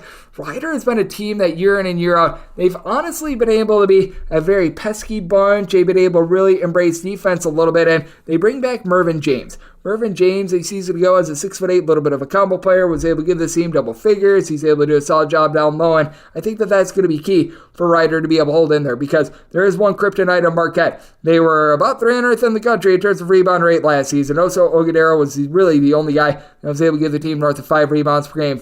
But for what Marquette does not do on the glass, they do in terms of being able to generate turnovers, and they do in terms of having just such solid scoring. Pretty much 7 out of their top 8 scorers from a season ago are back, including one of the best guards in all of college basketball, Tyler Kolek. Kolek last season doled out north of 6 assists per contest, really didn't turn the ball over a lot. He shoots darn near 40% from three-point range. Got Cam Jones, who had 15-plus points per contest last year. David Joplin off the bench was nearly a 40% three-point shooter. But I do still think that this number's a little bit out of whack, because I do think that having Tyreek Weeks out there in the fold is going to be able to help out this bunch as well. He comes over from the non-D1 level, a well-traveled gentleman that I think he's going to be a little bit of an elevator. On top of that, you got Mr. Boom Boom Powell and Allen Powell. He's been just around the block in general for this Rider team. 2 seasons ago, at 12 points per contest, career about 34% three-point shooter. I do think that his just grizzled veteran leadership, coupled with the fact that you do have quite a few guys that come over from the non-D1 level that I think are going to be able to step up, it's going to be able to keep this Rider team at bay, and I do think that Rider going to be able to do a solid job on the glass to be able to hang within this number. I set my number at 18.5. Going to be willing to take those points with Rider. Set my total at 148.5. Marquette, they do rip the ball away a little bit, but they also play super up-tempo. Rider's a team that's not shy of playing a little bit more up-tempo as well. Last year, I felt like was a little bit out of character for them. I think that they play a tad bit faster this season. So looking at the over and the points with Rider. 853, 854 on the betting board. Butler is going to be playing us at Southeast Missouri State. Southeast Missouri State between 16.5 and 17-point underdogs. Totals between 147.5 and 149 with Southeast Missouri State. Set them as 15.5-point underdogs. Won't take 16 or more with them. Butler, it feels like, is really trying to mix and match with this roster. I actually really do like the fact that now you've got Posh Alexander away from Andre Curbelo, because they talk about matches made in heaven. That was not a match made in heaven, to say the least. Andre Curbelo always is someone that really commands a lot of attention and the ball in general, so being able to separate those two, I think, is best for all parties. But for this Butler team, I do wonder what they're going to be able to get down low. They've got Jalen Thomas, who I like him. He's able to give you a few rebounds per contest at 6'10" while he was over at Georgia State. Was a relatively solid rebounder. We saw that go down the toilet bowl a little bit last year because he was missing for darn near half the season. He was dealing with injuries, and looks like he is back at full force. But having Kobe Clark back for Southeast Missouri State is big. When they made their NCAA tournament run, they were without him. He was having his season cut short after he was logging north of 8 rebounds per game. You do have some nice versatility with someone like an Adam Larson. He's 6'9", comes over from Fenimore, Wisconsin, and last year shot 38% from 3. Wasn't a great score with only about 5 points per contest last year, but you could tell that when they made their run in the OVC tournament, they were really relying upon him quite a bit. Aquan Smart, who has been very well traveled over at Florida National. I thought he began his career at Maryland as well. He should be able to land a little bit in this backcourt as well. It is a Southeast Missouri State team that number one shot 52.5% from 3. Do not expect that to be long-lasting. And for Southeast Missouri State, one of the biggest issues that they have is that they get a little bit over-aggressive. But for Butler, I don't know how much you're going to be driving to the basket. You've got Andre Screen, who's a 7-footer that comes over from Bucknell. Should be able to help out down low and long. Connor Turnbull is 6'10" and has just dealt with injuries throughout the entirety of his career. But you don't necessarily have those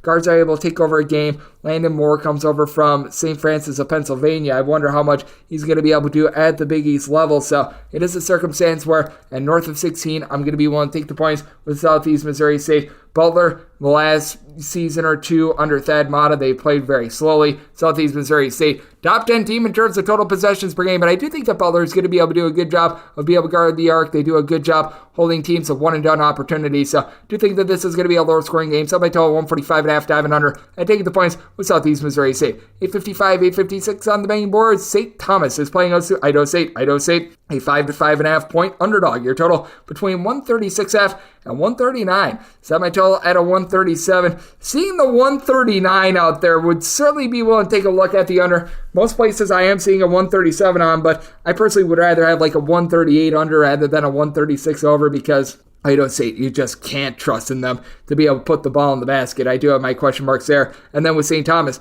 this is one of the slowest teams in all of college basketball. St. Thomas, ever since they have surfaced at the Division I level, they have not been a team that has really been able to take over and really go super up-tempo, but this is a St. Thomas team that is very efficient on offense.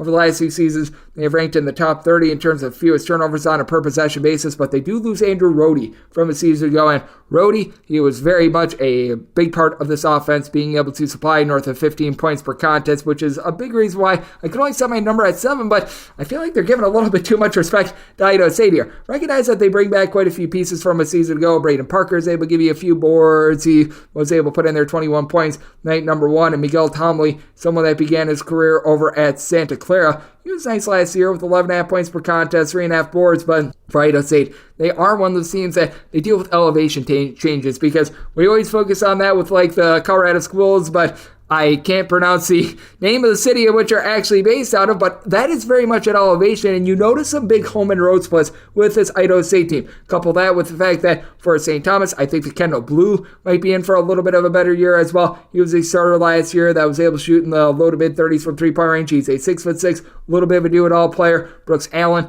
looks like he's going to be able to elevate this team on the boards as well, as that's been one of the biggest issues for this team of the last few seasons. And Don Martinelli, he's someone that began his career at Northwestern. He should be able to help out as well. I do think that this is going to be a little bit of a lower scoring game, semi-total 137. I think you just run out of possessions for this game to go over. And with St. Thomas, made them a 7-point favorite, so also going to be looking to lay the number. 857, 858 on the betting board. UIC, Illinois, Chicago plays also Little Rock. Little Rock is a 3.5 to a 4.5 point underdog. Totals between 151.5 and 152. I did say UIC. That's a 5.5 point favorite. I'm going to be willing to lay the number. And I actually really do like what Little Rock did in the offseason. This team had a little bit of an overhaul. They decided, you know what, things are not working out with what we've got right now, so we are going to turn the page. We're going to switch up the coaching staff. We're going to be bringing in some guys via the transfer portal. That paid immediate dividends with them being able to get an outright win over Texas A to begin the season. They bring in Kalen Robinson. It's been a little bit of an afterthought over at Arkansas along Texas A&M. One of the very, very few guys that was a two-time transfer that got a waiver. So Little Rock really lucked out there, but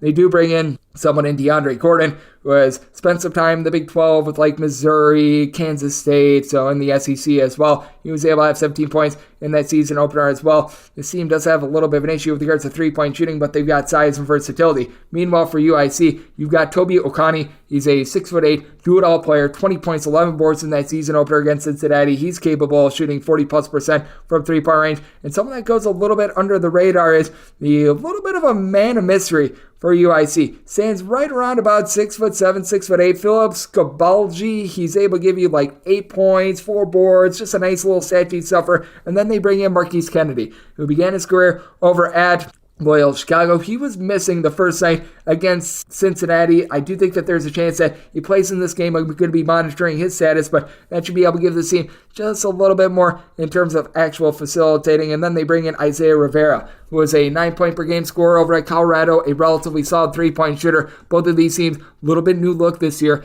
I like the pieces that UIC has coming back. I think that they've got just a little bit more chemistry right now. Little Rock is going to be looking to play up-tempo. UIC, under Luke Yakovlevich, who was really the mastermind of some of those Michigan teams when they made like the national title game against Villanova many years ago. I think they're going to play a little bit more defense. So I set my total at 147.5, diving under with UIC. Want to lay up to 5 with them. 859, 860 on the betting board. Gonzaga plays also Yale. Yale is a 13.5 to a 14-point underdog. Totals between 152.5 and 154. Good old situation if something's got to give. Yale is a little bit more of a low-tempo team that is really looking to hang their hat on defense, and you got yourself a Gonzaga bunch. They're looking to push tempo. They're looking to run it. They are looking to gun it. I do think that the defense wins out. I almost value this as Yale being a bit of a poor man's St. Mary's, and St. Mary's, when they do play against Gonzaga, typically does get a little bit more of their tempo. This Yale team, in terms of points allowed on a per-possession basis away from home, was a top 15 team in the country last year. And for Gonzaga, they are now without Steele Venters for the entirety of the season. They are having to put some things together with regards to this backcourt, so that does have me have a few question marks with that. Now, for Gonzaga, I still think that they're going to be rock solid. Graham Ike, we saw last season, but 2 seasons ago at Wyoming, right around 20 points, 9 rebounds per game. I do think that the passing of the torch to him from Drew Timme is going to be a solid one. And Tom Watson, he really came on towards back half of the season. I don't foresee him being a 15-plus point per game scorer, but he's one of the best overall, just like glue guys in all of college basketball. Should be able to elevate a Gonzaga team that was horrible on defense a season ago. Meanwhile, with Yale, do you have your question marks in terms of some of the top overall scorers, because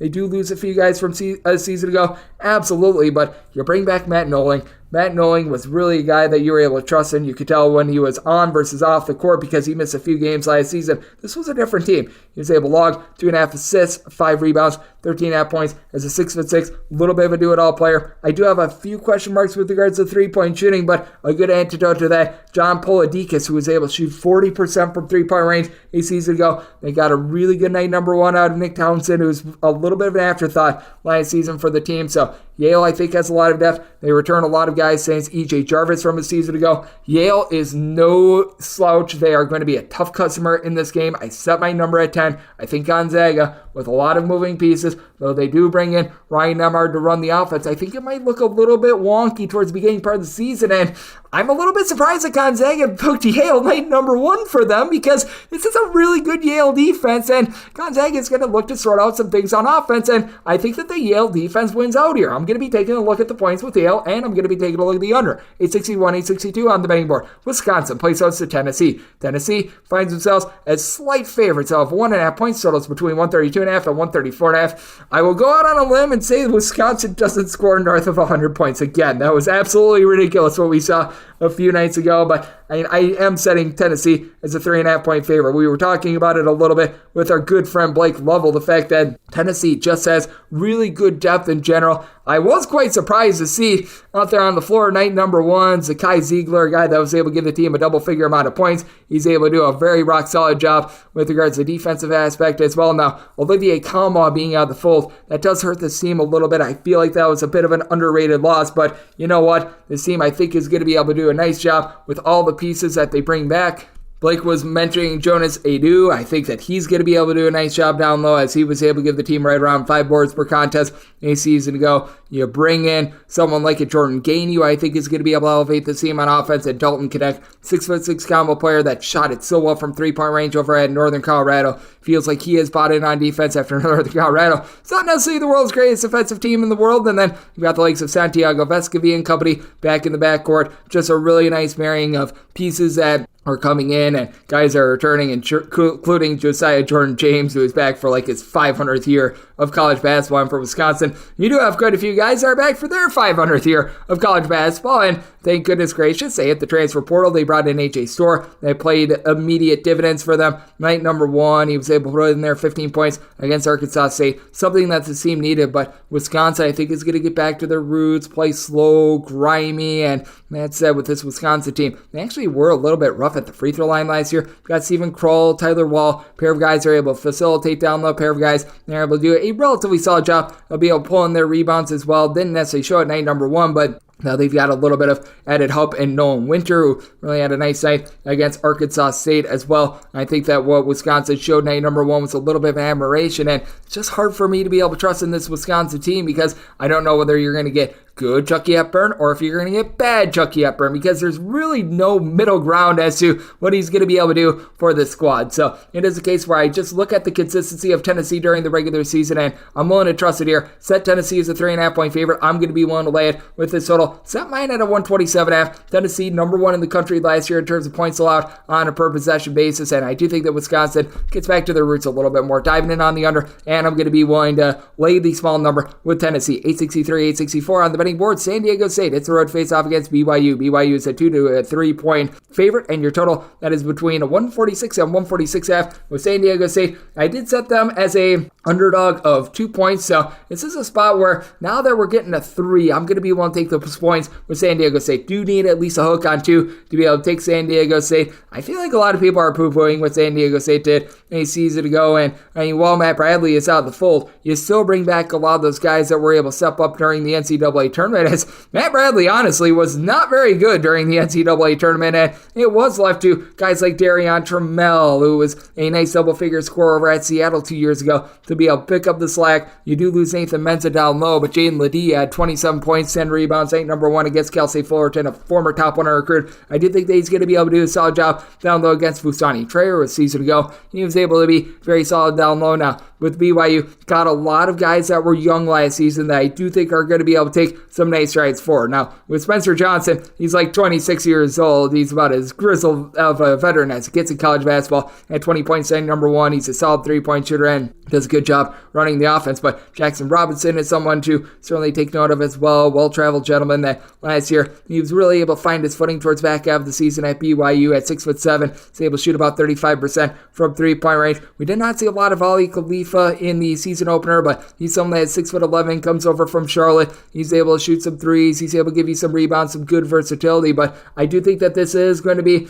a game in which defense is going to be winning out just a little bit more. We did see San Diego State play quite a bit more up-tempo towards the non-conference portion of the season last year rather than in conference, but I think San Diego State realized their bread and butter, it is defense. They're able to get to a national title game with that defense, and with BYU, even though they played a bit more up-tempo last season, they were still one of the better teams in terms of points allowed on a per-possession basis a season ago as well. So this is a circumstance where I did set my total more around a 136. I'm going to be diving in on the under, and with regards to the spread at a 2.5 or more, I'm going to be willing to take the points with San Diego State. 865, 866 on the betting board. Oregon plays us in Montana. Montana's an underdog of 16 points with your total between 144 and 145, and with Oregon, set them as 18-point favorites. I am going to be willing to lay the number with this Oregon bunch. You saw them night number one look very solid against Georgia. Granted, that was a game that was very much marred by the whistle, but you know what? With this Montana team, gotta have your question marks as to what they're going to be able to do, because they do lose their top facilitator in Cameron Parker from a few seasons ago. On top of that, they were really able to last year have that good versatility, as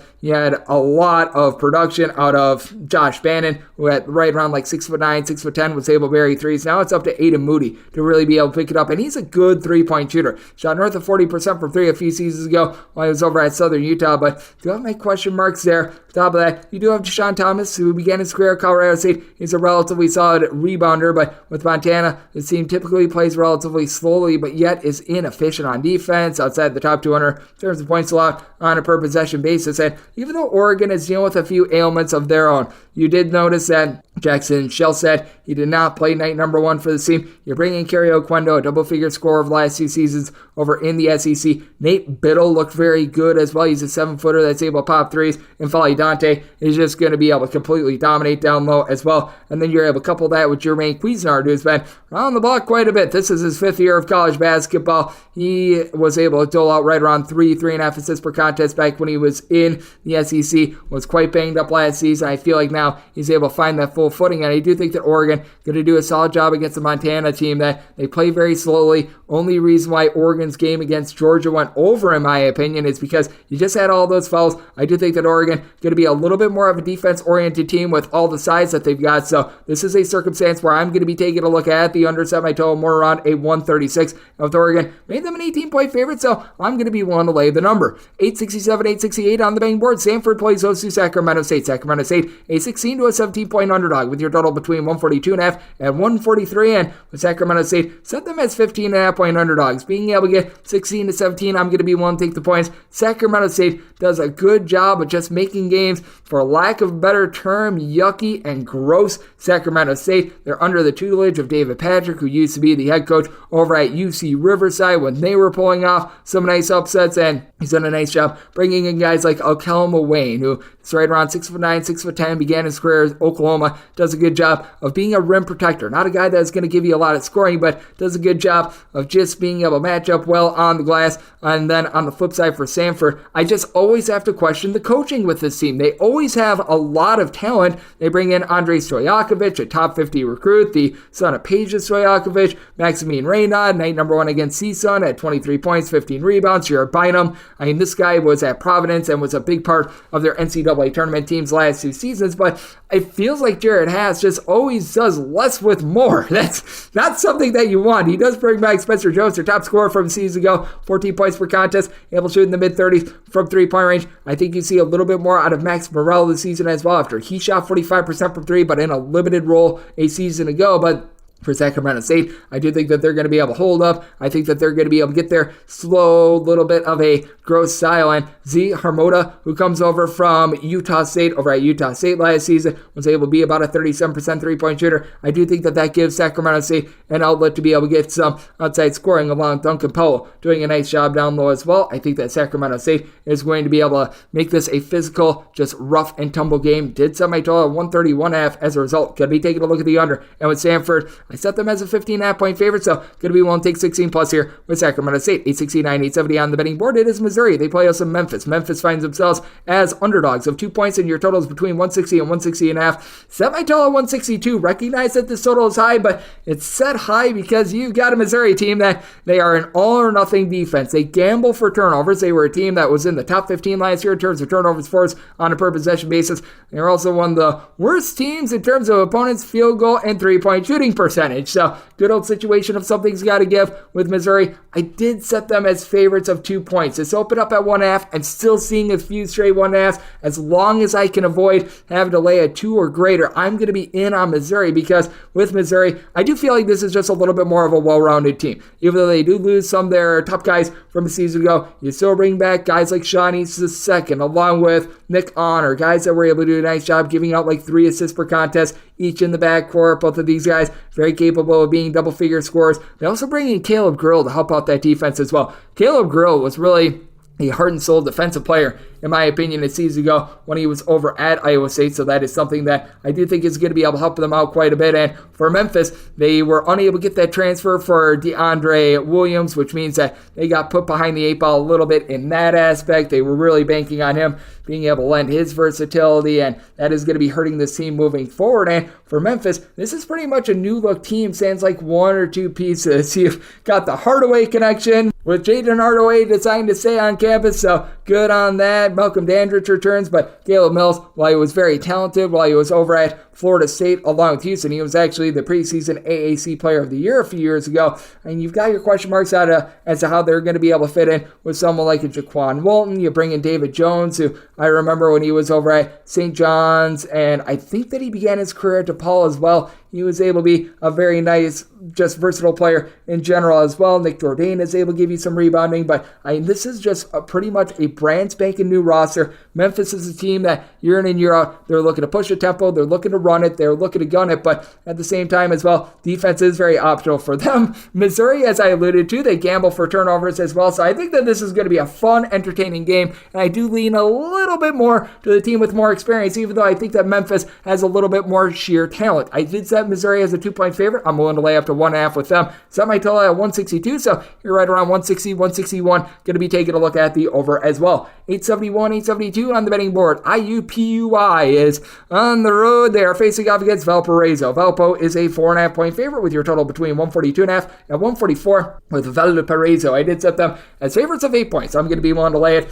IUPUI had a tough time with a non-D1 school to begin the season, and that's not necessarily too terrific. We are not going to be seeing Spalding College hanging a lot of Division I banners in their rafters anytime soon. And for IUPUI, they do bring back Jalen Counter, who I do like. Last season, he was able to supply the team with 14.5 points per contest. Wasn't a great 3-point shooter or anything like that, but you know what? That's a good place to be able to start for this team. But I have to question where in the heck the rebounding is going to come from. Against Spalding, you did see Quanzi Samuels. He was able to give the team 7 rebounds, began his career at George Washington along Florida Gulf Coast, but has never really been an impact player. He does provide a 6'9" frame, which that helps out a little bit. And then you do have Vincent Brady II, who last year shot about 35% from 3 for IUPUI standards. That's absolutely incredible. And you do have to question whether or not you're going to be able to get Bryce Monroe out there, because he's probably the best player on this roster, but was limited to 4 games last season, was in a limited role in the season opener as well. And for Valparaiso, they have to turn the page on the Ben Cricky era, who was able to give the team 19.5 points per contest, but I do like what they have in main facilitator, Darius Zuviero.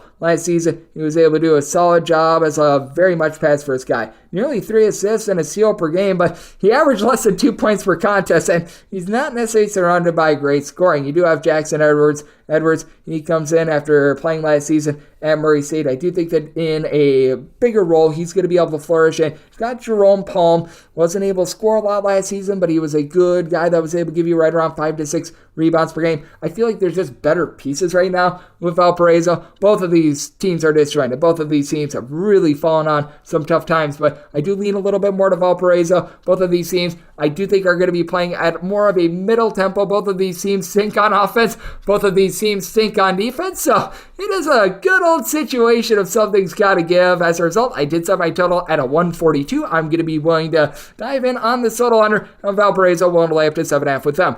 873, 874 on the betting board. Wright State hopes to be the right side as they hit the road face-off against Colorado State. Colorado State 8.5 to 9-point favorites. So your total between 154.5 and 156 with Wright State. I set them as 9-point underdogs. I'm going to be willing to lay it with Colorado State, something that is a hallmark of college basketball right now. There is really a shortage of great guard play, and with Colorado State, they've got one of the best in the business. That would be Isaiah Stevens. Isaiah Stevens last season was really the guy that made Colorado State go. You could tell that when he was on the floor versus when he was off the floor, as he missed the first few weeks of the season due to injury. This was just a completely different team. He's able to give you 5 assists, a fewer than 2.5 turnovers per game. He's able to pop threes. He's able to give you 17-plus points per contest. This guy does it all, and he's going up against a team that on the flip side has Tanner Holden eligible, and that was a big waiver that Wright State got. It's personally a reason why I think that they might be able to win the Horizon League this season, but for this Wright State team, you do have to be wondering how he's going to be playing in tandem with Trey Colvin after Colvin last year became the man that was able to give the team right around 20 points per contest. Loved what I saw out of him. Now with this Wright State team, they are going to be able to do a relatively solid job down low, as you do have Brandon Noel. He's a 6'8", little bit of a combo player that's able to shoot in the mid-30s from three-point range. He was able to give the team about 8.5 rebounds per contest last season. You also have Andrew Welge, who he was able to be a 6'6" guy that was able to pop a few threes as well. But with Colorado State, I do think that this is going to be an improved defensive team last year, because that's what really ailed them. Last year, this team was terrible on defense. They bring in Niquay Clifford. He had a double-figure amount of points night. Number one was a solid part of Colorado's team last year. Patrick Cartier, he's a 6'8" do-it-all player that's able to pop threes. Needs to work on the rebounding just a little bit, but I do like what he's able to bring to the table as well. And then you've got some of those guys like Josiah Strong, Jalen Lake, that are able to give this team enough depth to, in my opinion, be able to get the job done here. So this is a spot where I did set Colorado State as a 9-point favorite. I am going to be willing to lay the number, and I did set my total at 149. Colorado State, even though they're very efficient on offense, they're not an up-tempo team. Wright State does play a little bit more up-tempo, but I do think that being at elevation, that is going to take it out of the team just a little bit. At an 8.5, I'm willing to lay it with Colorado State, not a half a point more, and taking a look at the under. 875, 876 on the betting board. This is from good old Charlotte, as we've got Virginia Tech and South Carolina doing a neutral court game with Virginia Tech. They open up as a pick'em. They're now between 2.5 and 4-point favorites. Your total is 141.5 to 142.5. And with South Carolina, I did set them as underdogs of 7.5 points. I certainly do think that this line is moving in the right direction. I am going to be willing to lay it with Virginia Tech. I just take a look at the South Carolina roster, and I wonder where the production is going to be coming from. Michi Johnson last season was a nice double-figure scorer who had some moments where he looked very nice, but at the same time as well, this team tried to bring in a little bit of talent via the transfer portal, and they just continue to go with these guys from like the Citadel and these just mid-majors that I don't think that they necessarily translate up to the Division I level. Meanwhile, you've got a Virginia Tech team that, no doubt about it, they need to be a little bit better on defense, and losing Justin Mutz from a season ago, I do think that that is a bit of an issue, because he was Mr. Do-It-All, was able to give the team a double-figure amount of points, a block, a steal, 6+ rebounds per contest. But what they do bring back, Sean Padula, who was able to do such a good job of being able to facilitate offense last season, shot in the mid-30s from three-point range with 15 points, darn near 4 assists per contest, and it's a Virginia Tech team that, as a whole, shot it well from three-point range. They were able to do a very solid job on offense. If they could just provide even a lick of defense, they would have been an NCAA tournament team last year. And you bring back Hunter Couture as well. You tell how much he meant for this team when he was on the court versus when he was off the court. This team was vastly different, and for the South Carolina team, they now have to trust in Taylon Cooper to be able to deliver the mail for the team, who, I mean, he was solid at Minnesota last year. 10 points, 6.5 assists, 4 boards, but at the same time, I just don't think that he's going to be a guy that really elevates the South Carolina backcourt. With South Carolina, I think that you've got a lack of pieces, and they aren't going to be able to take advantage of the fact that Virginia Tech a little bit soft down low. So I did set Virginia Tech as a 7.5 point favorite. I'm going to take Virginia Tech in this spot, and I did set my total at 137.5. South Carolina, not an up-tempo team, and I think that they're going to have a tough time putting the ball in the basket, and Virginia Tech plays at perennially a very slow tempo with a game. If they're on a neutral court, I like the under along with Virginia Tech. 877, 878 on the betting board. It is Utah. They play UC Riverside. Riverside is an underdog between 16 to 17 points. Your total between 140 and 141. State Utah as a 13.5-point favorite. Going to be willing to take the points with UC Riverside. UC Riverside does take a lot of losses with Zion Pullen, who is pulling in buckets, being out of the fold, pretty rough. But at the same time, I do think that they're going to be able to hold up. Mike Magpayo, I think, is one of the more underrated mid-major coaches in all of college basketball, going up against a Utah squad that they've got on paper a team that I think, honestly, might be in the top 25, but they just have never been able to elevate. Raleigh Worcester is someone that's able to do a nice job dishing out the ball. Had 8 assists to go along with 3 steals in the season opener. Brandon Carlson is a 7-footer that's able to pop threes as well, so you've got a lot of upside there. But you do take a look at this UC Riverside team. They always just play that tough branded defense last year. I thought was a little bit strange for them. They were playing a bit more up-tempo. I think that that's just because they knew what they had in Zion Poole, and I do think that Magpayo is going to be getting a little bit more back to the roots of this UC Riverside team, playing a little bit more slowly, likely playing a lot through Jalen Martinez, who has been with the program for quite a bit, shot 38.5% from 3, gave the team 4 boards for contest a season ago at 6'11". I think that he's going to be key going up against Kiba Kita, who was able to put in their 11 rebounds in the season opener for Utah. A little bit more of their back-to-the-basket guy, and what I think is going to be so key for this team, can they just have Nate Pickens be able to run the offense? He's not necessarily a primary scorer or anything like that, but was pretty much the understudy a season ago for what you were able to get out of Zion Pullen, and I do think that in a little bit of a bigger role, he is going to be able to shine. And for this Utah team, they do have a nice home court advantage, but I do think that this UC Riverside team, not going to be afraid. We've seen them pull off upsets in the past. I don't think that this is going to be an upset, but I do think that this is going to be a tad bit closer than expected. Set my line at 13.5. Going to be diving in with the points with UC Riverside. Also set my total 135.5. I think that Riverside dials back their tempo, so looking at the under to go along with Riverside. 879, 880 on the betting board. Cal is going to be playing us the Pacific. Pacific finds themselves as underdogs of between 7 and 8.5 points, and your total on this game anywhere between 143 and 144.5 with Pacific. I did set them as underdogs of 8 points. I'm mostly seeing 7 to 7.5 out there. I'm seeing some 8s populate, but I mean, this is a line that opened up at 6. I would rather lay a 7.5, by the way, rather than take an 8.5 with Pacific. So going to be looking at Cal. Recognize that Cal did not necessarily have the world's greatest night, number one, but with Pacific, I do think that there's a lot of holes on this offense, and just with the way that Pacific is, with their home court advantage being very rustic, being very, very just strange in general, I think that this is a team that they've got a nice home court advantage, and then when they hit the road, they do get exposed a little bit more. With Cal, gotta love the fact that you've got Jalen Celestine back in the fold. Mark Madsen, I think, is going to be able to work wonders with him. He had 21 points in the season opener. Jalen Cohn comes over from Northern Arizona, where he was their top scorer, was able to shoot in the mid-30s from three-point range, and then Fardaws Amek, 16 points, 11 rebounds in the season opener, and last time he played under Mark Madsen 2 seasons ago at Utah Valley, shot 43.5% from 3 as a 6'11" big man with 19 points, 13.5 boards, and a little bit over a block per contest. This guy is really able to do a nice job making things yucky down low. Meanwhile, for Pacific, you do have Donovan Williams, a nice double-figure scorer, but now you've got Luka Ndovich out of the fold after he spent a billion years at the Division I level. You're looking at guys like Greg Outlaw, Judson Martindale that were up transfers from the northeast part of the country to be able to elevate. I just don't know what you're going to be able to get there. Luson Holmes had 14 points at number 1, comes over from South Carolina State, but that's a big leap up in competition for him as well. I think the Cal should be able to absolutely dominate down low. This is a Pacific team with some of the less size that you're going to find in all of college basketball, and I think that allows Pacific to be able to get it done. I do think the Pacific going to be playing a relatively mid-tempo brand of basketball, and Cal certainly going to be playing faster than they did under Mark Fox, but I do think that this total has gone just a little bit too high. Set my total at 142, so you're at 143 to 144.5, diving under with Cal. One to lay up to 7.5 with them. Final 2 games are in Asheville before we hit the extra games. 881, 882. Davidson and Maryland do battle in the Asheville Championship. Maryland an 11-point favorite. Your total is between 138 and 139. I just set this line at 12.5. Could be one to lay with Maryland.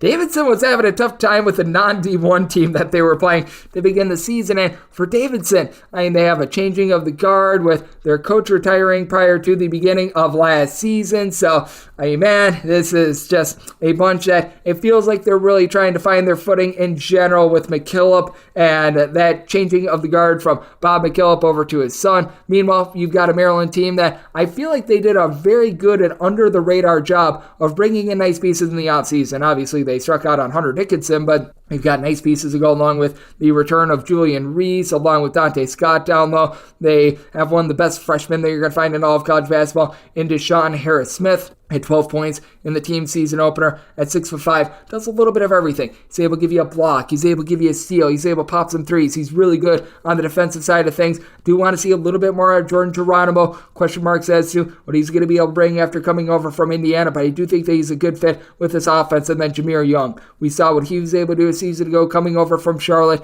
This guy does it all. Relatively okay three-point shooter. Not great, but okay. 4.5 boards, 3 assists, 16 points per game. Just a good floor general going up against the Davidson team that they just don't have that guy that's able to take over, and you lose so much of the main pieces that made this team tick from a season ago.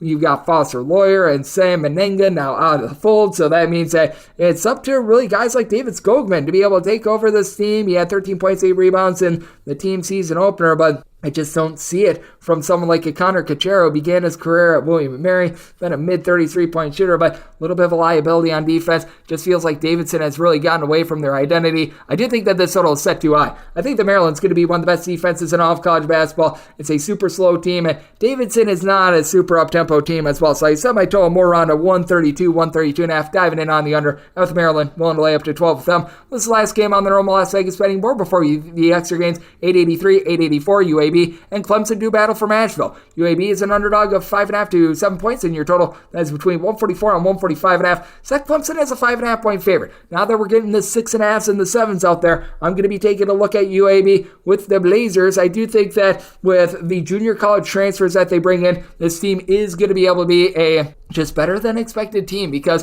a lot of people just don't know a lot about some of these junior college transfers, and I do think that they are going to do a nice job really elevating just the overall level of production that you got, as they brought in, according to JUCOrecruiting.com, 2 of really the top 10 guys in the class. I really like what Alejandro Vasquez is able to bring to the table. He began his career at St. Bonaventure at 6'4", just is able to dole out the ball a little bit. He's able to pop threes. And then Yaxel Lenborg, he's a 6'9" guy that as well is able to pop a few threes, and I do think that he's going to be able to be a relatively solid low post player as well. And then on the flip side for Clemson, the fact that they don't have Hunter Tyson in the fold anymore, that hurts, but PJ Hall, we know what he's able to do. He's someone that stands right around about 6'10"-ish. He's able to pop threes at nearly a 40% clip, does a good job on the glass, so that is going to be a little bit of a tough matchup for this UAB team, but I do think that UAB is going to be able to hold up because they've got a coach in Andy Kennedy that's really able to adapt to what he's got. If his team is very much defense-oriented, he's going to slow things down. When his team is very much a run-it-and-gun-it team, he is really going to be able to ramp up that style as well. We did see this UAB team have a little bit of a rough go of it in night number 1, losing in overtime to Bradley, but that's a very good Bradley team. Meanwhile, for Clemson, you do like what Joe Girard is able to bring to the table, was dealing with a little bit of an offseason, sort of like a knee issue, but he was good to go night number 1. I think that this is an interesting battle, and for Clemson, I do think that this is going to be one of the more efficient offenses in all of college basketball. Not an up-tempo team, but an efficient team. Set my total as a result at a 145.5. I'm going to be looking at the over. I'm banking on late game fouling, pushing this game over, as I did set Clemson as a 5.5 point favorite. So we'll take 6+ with the UAB and the over. Now let's take a look at the extra games. The normal betting board picks are complete, but there are some extra games today, so we go into the bonus. 306, 575, 306, 576. Long Island is going to be playing us Air Force. Air Force, an 8.5 to a 9-point road favorite. Your total's between 135 and 135.5. I feel like Air Force should be the favorite. Long Island was one of the worst teams in all of college basketball last season. There's no sugarcoating it, but I just can't see a situation where I want to be laying this sort of a number with Air Force. Air Force, we saw them night number 1. They were taken apart on their home floor by Portland State, held to 55 points against a defense that just couldn't guard their own shadow last year. So that's not too great. You've got a Air Force team that they lose a lot of their top scorers from the season ago. Jake Highbreder is out of the fold. They're really going to be looking to their top rebounder from a season ago, Wright St to be able to help out down low. He's really the only guy that returns that had north of 4 rebounds per game last season, and that really showed through. They did get 15 rebounds out of Kellen Boylan night number 1. 1. I don't think that's going to be lasting. He averaged about 2 minutes per contest a season ago. Air Force can't bring in guys via the transfer portal. And when it comes to this Long Island team, they actually do bring in some guys that I like. You bring in the Strickland brothers to reunite with their father in Rod Strickland. Now, you do have to be wondering if these guys are going to be eligible or not. You've got some two-time transfer issues that are going to be going on there, so I think that you're going to be getting half of the Stricklands, as Ty Strickland should be good to go in this one. But you do have RJ Green, someone I do like as well last season. 9 points, 4 boards from three-point range, hoisted it up at about a 33% clip. He's one of the few really pieces that was able to play any defense whatsoever. But you've got a few guys via the transfer portal, via the junior college transfer level as well, that should be able to come on. And Trayshawn Shepard, he's a 6'6" freshman that comes in from the great state of New York. I think that he's a little bit underrated as well and should see some minutes right away. I'm going to take the points with Long Island, set them as a 6.5 point underdog. Did set my total 136.5. Long Island, one of the more up-tempo teams in all of college basketball last year. Air Force, one of the slowest teams in all of college basketball. I think this is close enough for late game following, and I do think that Long Island going to be a little bit more prolific on offenses here. So willing to take this total over, and with Long Island, did set them as a 6.5 point underdog, so taking the points. 306-577, 306-578. Quinnipiac plays OC Central Connecticut. Central Connecticut is anywhere between a 5 to a 6.5 point underdog, with your total between 145.5 and 147.5. I did set this line at 10. I'm going to be willing to lay it with Quinnipiac. Quinnipiac does have a few moving pieces from a season ago, but I do think that they're going to be able to hold up in this one against a Central Connecticut team that they lost one of their main big men from a season ago, and Andre Snoddy, who was their top rebounder. And you tell that night number 1 for Central Connecticut, they were really feeling that loss down low. Meanwhile, you've got a Quinnipiac team that they've got Amari Tice, who was able to give the team 7 rebounds to lead off the season, but you've got someone like a Paul Otino, who came over as a top 100 JUCO transfer a season ago. He was able to be one of the top rebounders for the team last season. You've got a lot of moving pieces in the backcourt, but while some things change, some things remain the same, and Matt Blahnic is back for his 5th season. He last year had 12 points per contest, is a career about 36% three-point shooter. He's really able to do a little bit of everything out there in the backcourt. And then you're able to couple that with Richie Springs. Richie Springs was a part of that UConn team that won the national title last year. Now, he was glued to the bench on that UConn team, but was a part of that winning culture in general. And for Central Connecticut, I do like some of the backcourt pieces that this team does have. You got Alan Gene Rose, who comes in from Fairfield. He had 21 points to lead off the season. He should be able to be a little bit more free and a bit more of an up-tempo style. Kellen Amos was able to give you 13 points per game, and then Devontae Sweatman is able to dole out the ball as well. But I do think the Quinnipiac wins this game from within. That is why I did set them as a 10-point favorite. I'm going to be one to lay the number, set my total at a 144 as well. Do you think that with Quinnipiac, a team that was actually very good on the defensive side of things for much of the season last year, they lock up Central Connecticut? So looking at the under and looking to lay the points with Quinnipiac. 306-579, 306-580. Florida State is going to be playing us against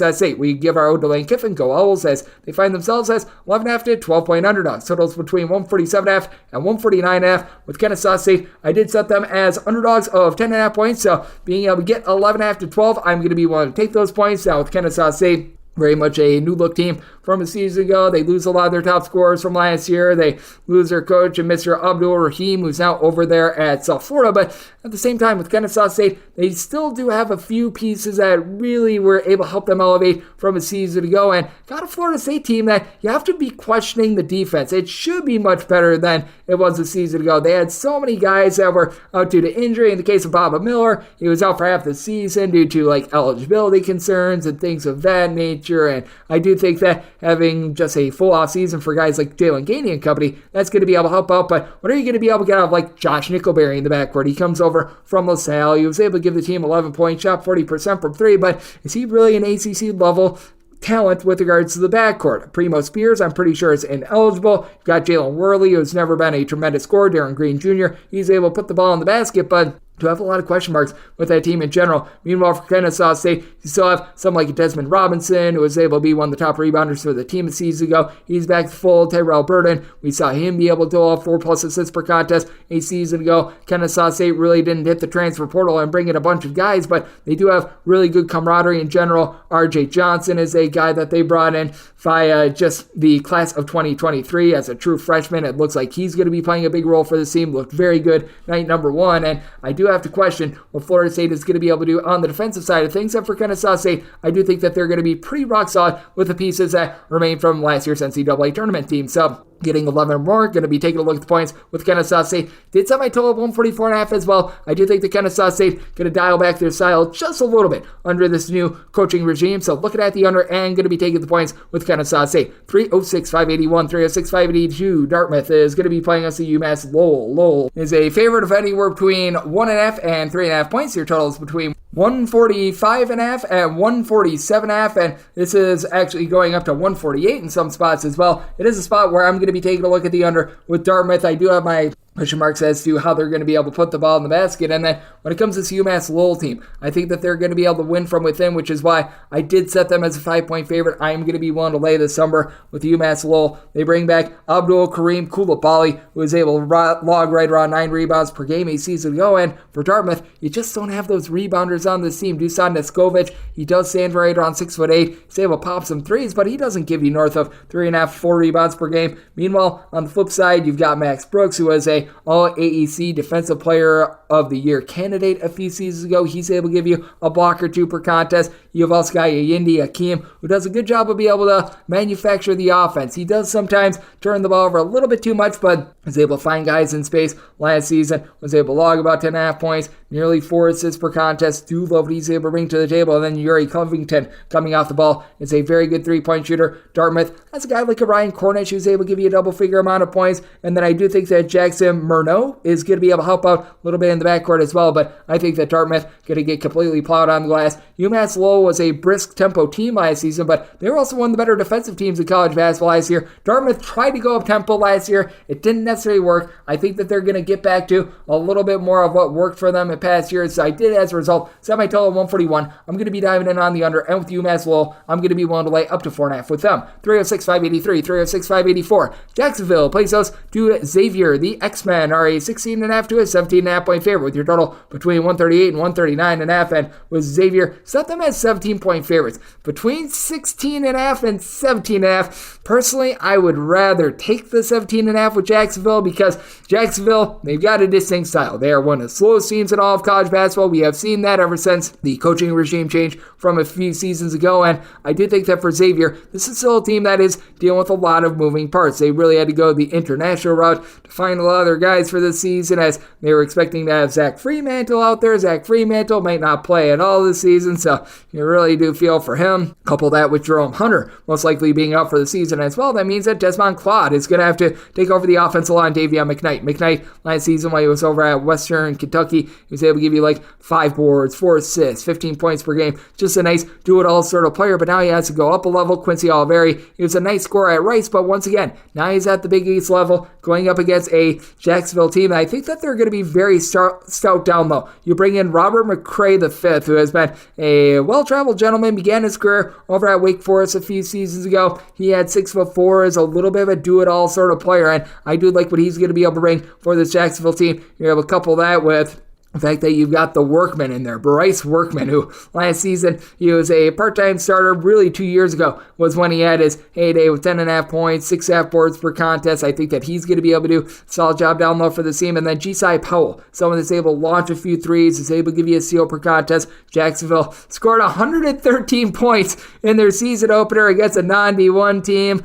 I do think that that's going to be scaled back quite a bit. And you could tell that Xavier in their season opener against Robert Morris, granted that was against a little bit of a slower team as well, they were not able to play at that same just breakneck pace that they were able to a season ago when they did have so many of those great pieces in the backcourt. So this is a line that I set at 17. Going to be willing to take 17.5 or more with Jacksonville. Did so I total of 137. I still think that Xavier is a little bit more of an up-tempo team, but I do think that they're going to scale back that tempo just a hair. So looking at the under and looking at the points with Jacksonville, 306, 585, 306, 586. Villanova plays host to Lemoyne. Lemoyne is between 33.5 and 34.5 point underdogs. Your totals between 147 and 149.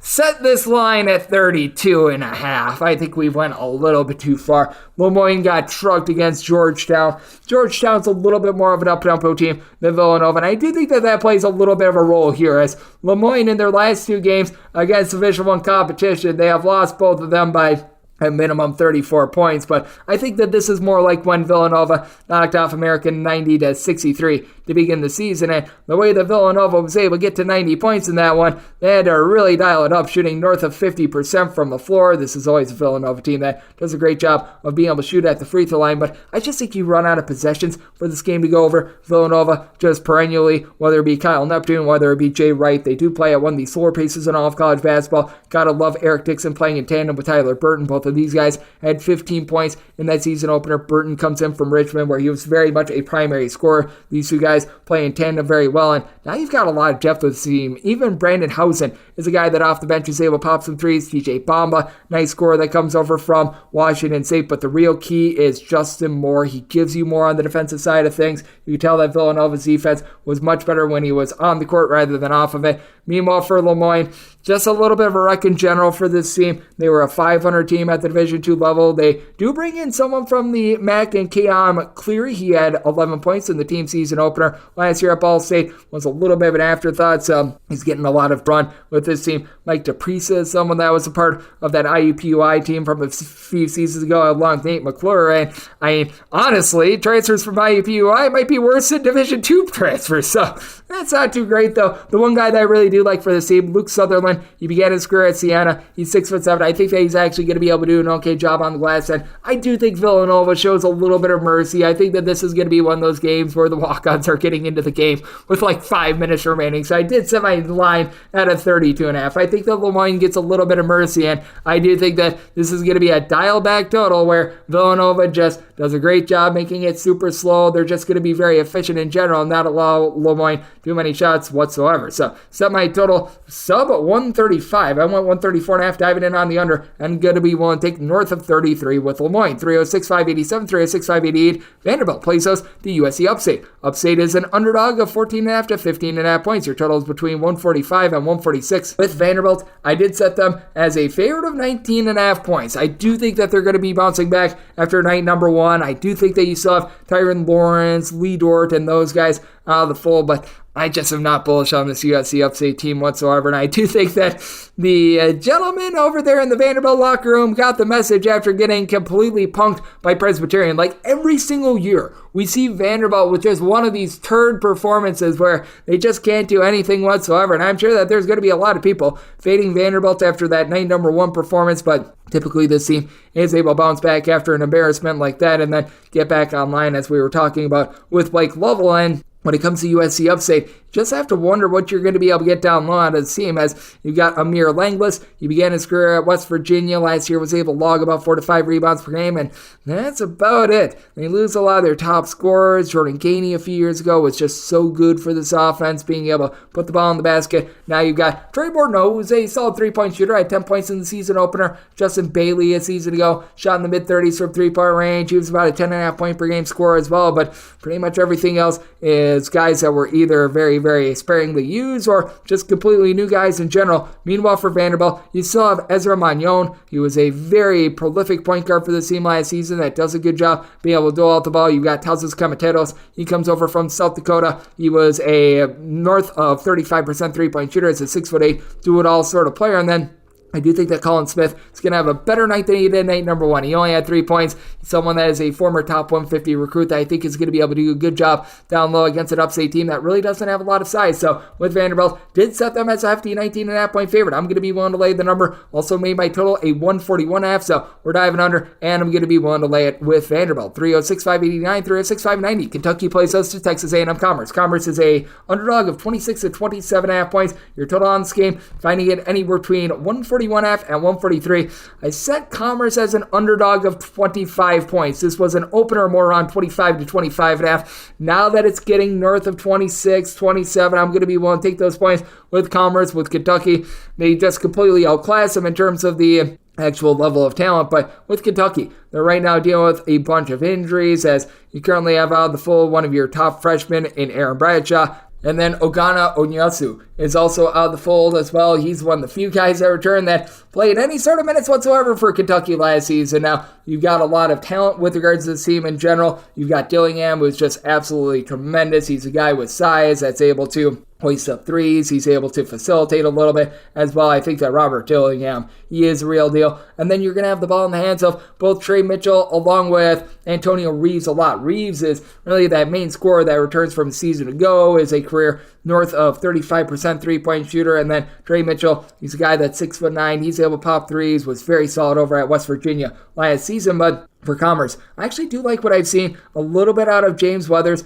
Weathers is looking to weather the storm after he was a bit of a reserve guard over at Bradley. He's been able to do a nice job doling out the ball. Not someone that is going to score a whole heck of a lot. You're going to be looking most likely to Jerome Brewer to give you a little bit more of that. Couple that with Caleb Williams. Williams was one of your top scorers from a season ago. Not necessarily a great three-point shooter for a team that, in general for Commerce, has shot 14.3% from three-point range in the first 2 games. This Commerce team is not good from three-point range. They're better than 14.3%. We should see a little bit of positivity with this team. For Kentucky, they are going to certainly be able to win the battle down low. This is a team that has a little bit of a lack of size with Texas A&M Commerce, but I do think that for Kentucky, they're going to be trying to mix and match a little bit, find out what they've got in these freshmen, and because I do think that there's going to be a little bit of experimentation for Kentucky, I think the tomfoolery is going to keep Commerce in this game. I set my total at 139. I think that Commerce is going to have a little bit of a tough time putting the ball in the basket from the outside, so this is a circumstance where I'm going to be taking a look at the under, and I'm going to be taking a look at the points with Commerce. 306-591, 306-592. Rutgers plays host to Boston U. Boston U, 19-19.5 point underdogs. Totals between 129 and 131.5. I did set my line at a 22. I'm going to be willing to lay it with Rutgers. Rutgers got embarrassed night number 1 against Princeton. I don't necessarily think that Princeton loss is the world's worst, though. This is a Princeton bunch that was able to make the Sweet 16 last year, keep in mind. So I do think that with Rutgers, they're going to be able to bounce back against a Boston U team that they pretty much lost 5 out of their top 7 scores from a season ago. You do bring back Mawot Mogg, though. Mogg, I thought, was just such a glue guy for this team. You could tell when he was off the floor last year, that was just really rough for the team, to say the least. And now you've got Cliff Amarui, who you're going to be really featuring down low. Was a little bit off put by the fact that he only had 7 rebounds night number 1, but he did have 4 blocks. This guy's going to be a tremendous rim protector against a Boston U team that they just don't have a lot of size down low. I mean, you do lose Walter White from a season ago. He was your primary guy that was able to do it all for the team, and now you're going to be looking to put the ball in the hands quite a bit into Keandre Alexander. Alexander is a true freshman that comes over from the Barbados, actually, and I mean, he had 15 points in the team season opener, but you don't have a lot of three-point shooting to speak of. You don't have a lot of guys that are really able to give you much down low in general as well. They've been dealing with some ailments. They've been dealing with just a little bit of everything with this Boston U team being completely disjointed. You're relying upon chemistry and chemistry alone, and I don't necessarily think it's that great when one of your top returning guys is Miles Brewster, and about 4.5 points per game last season. So I do think that with Rutgers, even though they lost a lot from last year and didn't look good night number 1, they're going to be able to get a very good get-right spot against Boston U. Did set my total at a 130. Boston U is a team that perennially they play slow. Rutgers is a team that they really grinded out as well. Between the numbers I'm seeing, a 129 to a 131.5, I'd rather have a 131.5 under rather than a 129 over. So looking under now with Rutgers, want to lay up to 21.5 with them. 306-593, 306-594. Pittsburgh plays us at Binghamton. Binghamton is between 16.5 to 17.5 point underdogs. Your total between 143.5 and 145. I set Binghamton at a 16.5 point underdog. Now that we're getting north of 17, seeing some 17.5s, I'm going to be willing to take those points. Pittsburgh looked very impressive night number 1, and I do like a lot of the returning pieces for Pittsburgh. Now, you do have to have your concerns because they did lose the likes of Nelly Cummings from the backcourt, along with Jabarius Burton. Those were a pair of guys that they combined for about 9 assists per contest, but Blake Hinson at 6'6", being able to hoist up threes, being able to give you right around 6 or so rebounds per game, that's big. And then Frederico, in an ACC that really doesn't have a lot of defense-oriented big men. He is one of the better ones that you're going to find out there, but with this Binghamton team, they're just like going to the dentist. They're tough. They don't necessarily stand out in one statistical category, but they just make life miserable in general. They really took Northwestern and gave them a good game. They lost that game by a count of 72-61 with Binghamton. They don't necessarily have that one primary guy that I think is going to be some sort of an amazing scorer. You got Armando Reed, who was able to able to give you nearly 10 points per contest. They bring in Timu Chenery, who was over at Quinnipiac, was never necessarily their primary scorer, but was always a solid player. And I do think if there is a guy that's able to elevate this team, it is the Syracuse transfer in Samir Torrance, someone that's 6'3". I always felt like deserved more minutes at Syracuse, but Jim Boeheim, he pretty much had his like 5-man rotation and he wouldn't go to the bench whatsoever, which is why he was glued to the bench. But I do like this Binghamton team. They don't necessarily have the size that is needed to go up against the likes of Frederico and company, but I do think that this team is going to be able to hold up a little bit in the backcourt. Now, with Pittsburgh, I will say, Carlton Carrington having a triple-double night number one was very impressive, and looks like he's going to be one of those under-the-radar freshmen that is really able to rise up this season. I don't think he's going to be necessarily translating a triple-double night in and night out, though, and I do think that with this Binghamton team, they are going to be able to hold up just enough to be able to get the cover in this one. So, with Binghamton, I'm willing to take 17 or more with them. I did set my total at a 140.5. Binghamton, more of a mid-tempo team. You've got a Pittsburgh team that they themselves, I do think, is going to be a little bit better on the defensive side of things. So, going to be taking a look at the under and going to be taking a look at the points with Binghamton, 306.595, 306.596. George Mason plays those to Austin Peay. Austin Peay is a 7-point underdog. Total is between 137.5 and 138.5. With Austin Peay, did set them as underdogs of 7 points. Here between 6 and 6.5, I'm going to be willing to lay it with George Mason. This is a George Mason team that I do feel rather bullish about. You got a coach in Tony Skinn that he returns to George Mason after he was a big part of that team that actually went to the Final Four in 2006, and he's brought in a lot of nice guys. Woody Newton is someone that's 6'8" and was one of the few guys to actually get a waiver to be able to play this year as a 2-time transfer. That elevates them after they just needed bodies in general after what we saw via the loss of Kim English and him bringing over quite a few guys that were big parts of that team from a season ago, but they do retain 1 or 2 guys from that team a season ago, and they did a nice job of being able to mix and match, being able to bring in someone like Darius Maddox, who was a good 3-point shooter while he was over at Virginia Tech a few seasons ago, is big. Amari Kelly is 6'9", is able to give you some boards. Jared Billups over from the Metro Atlantic is a good on-ball defender. I do think that this George Mason team is going to be quite good on the defensive end as well. You saw George Mason night number 1 lock up Monmouth to holding them to 61 points. Now, Monmouth stinks with regards to their offense, but very encouraging signs there. Meanwhile, for Austin Peay, this is a new look team as well, as you have Corey Gibson, who comes over from Northwestern State, brought with Javante Black along with DeMarcus Sharp last season shot north of 50% from 3. No way that you could think that you're going to be seeing a duplication of that. And then with Mr. Black, he last season shot about 37.5% from 3, 15.5 points per game. A little bit more repeatable there, but for Austin Peay, what I do think is going to be a little bit of an issue for this team, they really don't have a lot of size down low. They're probably going to be looking to Daniel Luce, who he comes in from the non-D1 level to be able to give this team a little bit of size down low. And I think that that's going to be paramount for this George Mason team. I do think that having Amari Kelly along Keyshawn Hall is going to be able to allow them to win the battle down low, and there is quite a few moving parts with both of these teams, but I do think that George Mason just overall has a little bit more depth as Austin Peay dealt with some of those 2-time transfers not getting waivers. So I did set George Mason as a 7-point favorite, willing to lay up to 6.5 there, set my total at a 141. I do think that with this game, it is going to come down to late game filling, and while George Mason might look to play a little bit more slowly, Austin Peay, this system in general that comes over from Northwestern State, very much more up-tempo, very much threes happy, to say the least. So going to be taking a look at the over, and I'm going to be taking a look at George Mason laying up to 6.5, 306.597, 306.598. Iona is going to be playing us a Sacred Heart. Sacred Heart, a 9 to a 9.5 point underdog, and your total between 148.5 and 151 with Iona. I did set them as favorites of 11 points. I'm going to be willing to lay the number with Osborne Shema coming back. That is able to give this team a little bit of rough and tumble down low that I think Sacred Heart is going to have a little bit of a tough time with. Now, I actually do think that Sacred Heart is going to be solid out there in the NEC. They were actually my projector finish winner in the NEC, but that said, with Iona, I do like all these pieces sort of playing in tandem, even though they lost so much from a season ago. You bring in someone like Awisa Ponzo, who's 6'7". He's able to do a nice job of being able to pop threes, and I just trust in Tobin Anderson as a coach. He has been a winner every place that he has went to. On the flip side, you do have a Sacred Heart team that they do have a few losses from a season ago as well. A lot of their skilled big men, they are on the fold now. They are going to be able to rely upon Nico Coletti, who I think might be the best player in the conference. Last season was able to give the team a few boards. He's able to pop threes.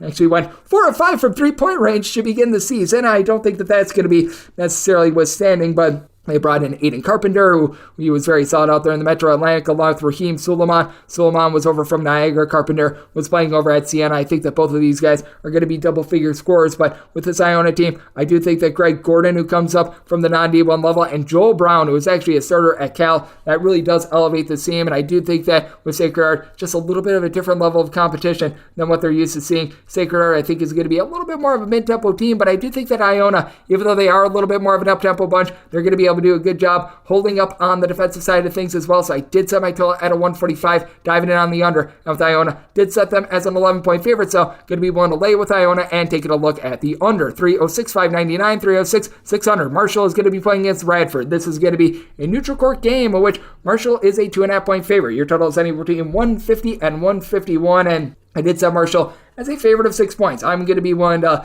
lay it with Radford. They actually had a nice showing, in my opinion, against North Carolina to begin the season. They obviously did not get the outright win or anything like that, but they bring back a lot of the solid pieces from a season ago, like a Brian Antoine, who he was actually a former top 30, 40 recruit when Villanova was trying to reel him in. You've got someone like DeQuan Smith, who was able to give you double figures in the backcourt last season. I really do like the team, but even with Marshall having some losses from a season ago, you lose Andrew Taylor, was a good three-point shooter. You lose Savion Kinsey, and then Micah Hanglon had decided that he went over to Florida in the offseason. Still have a lot of upside, in my opinion, with a bunch that, just in general, I think that they're going to be able to do a good job with their up-tempo style. Radford is a team that looks to play a little bit more slowly, so you're going to be seeing a little bit of a battle between fast and slow, but Marshall really did crank up their defense a little bit as well, which is why I do take a look at the under semi-total at 144. Marshall was a top 60 team in terms of points allowed on a per possession basis, and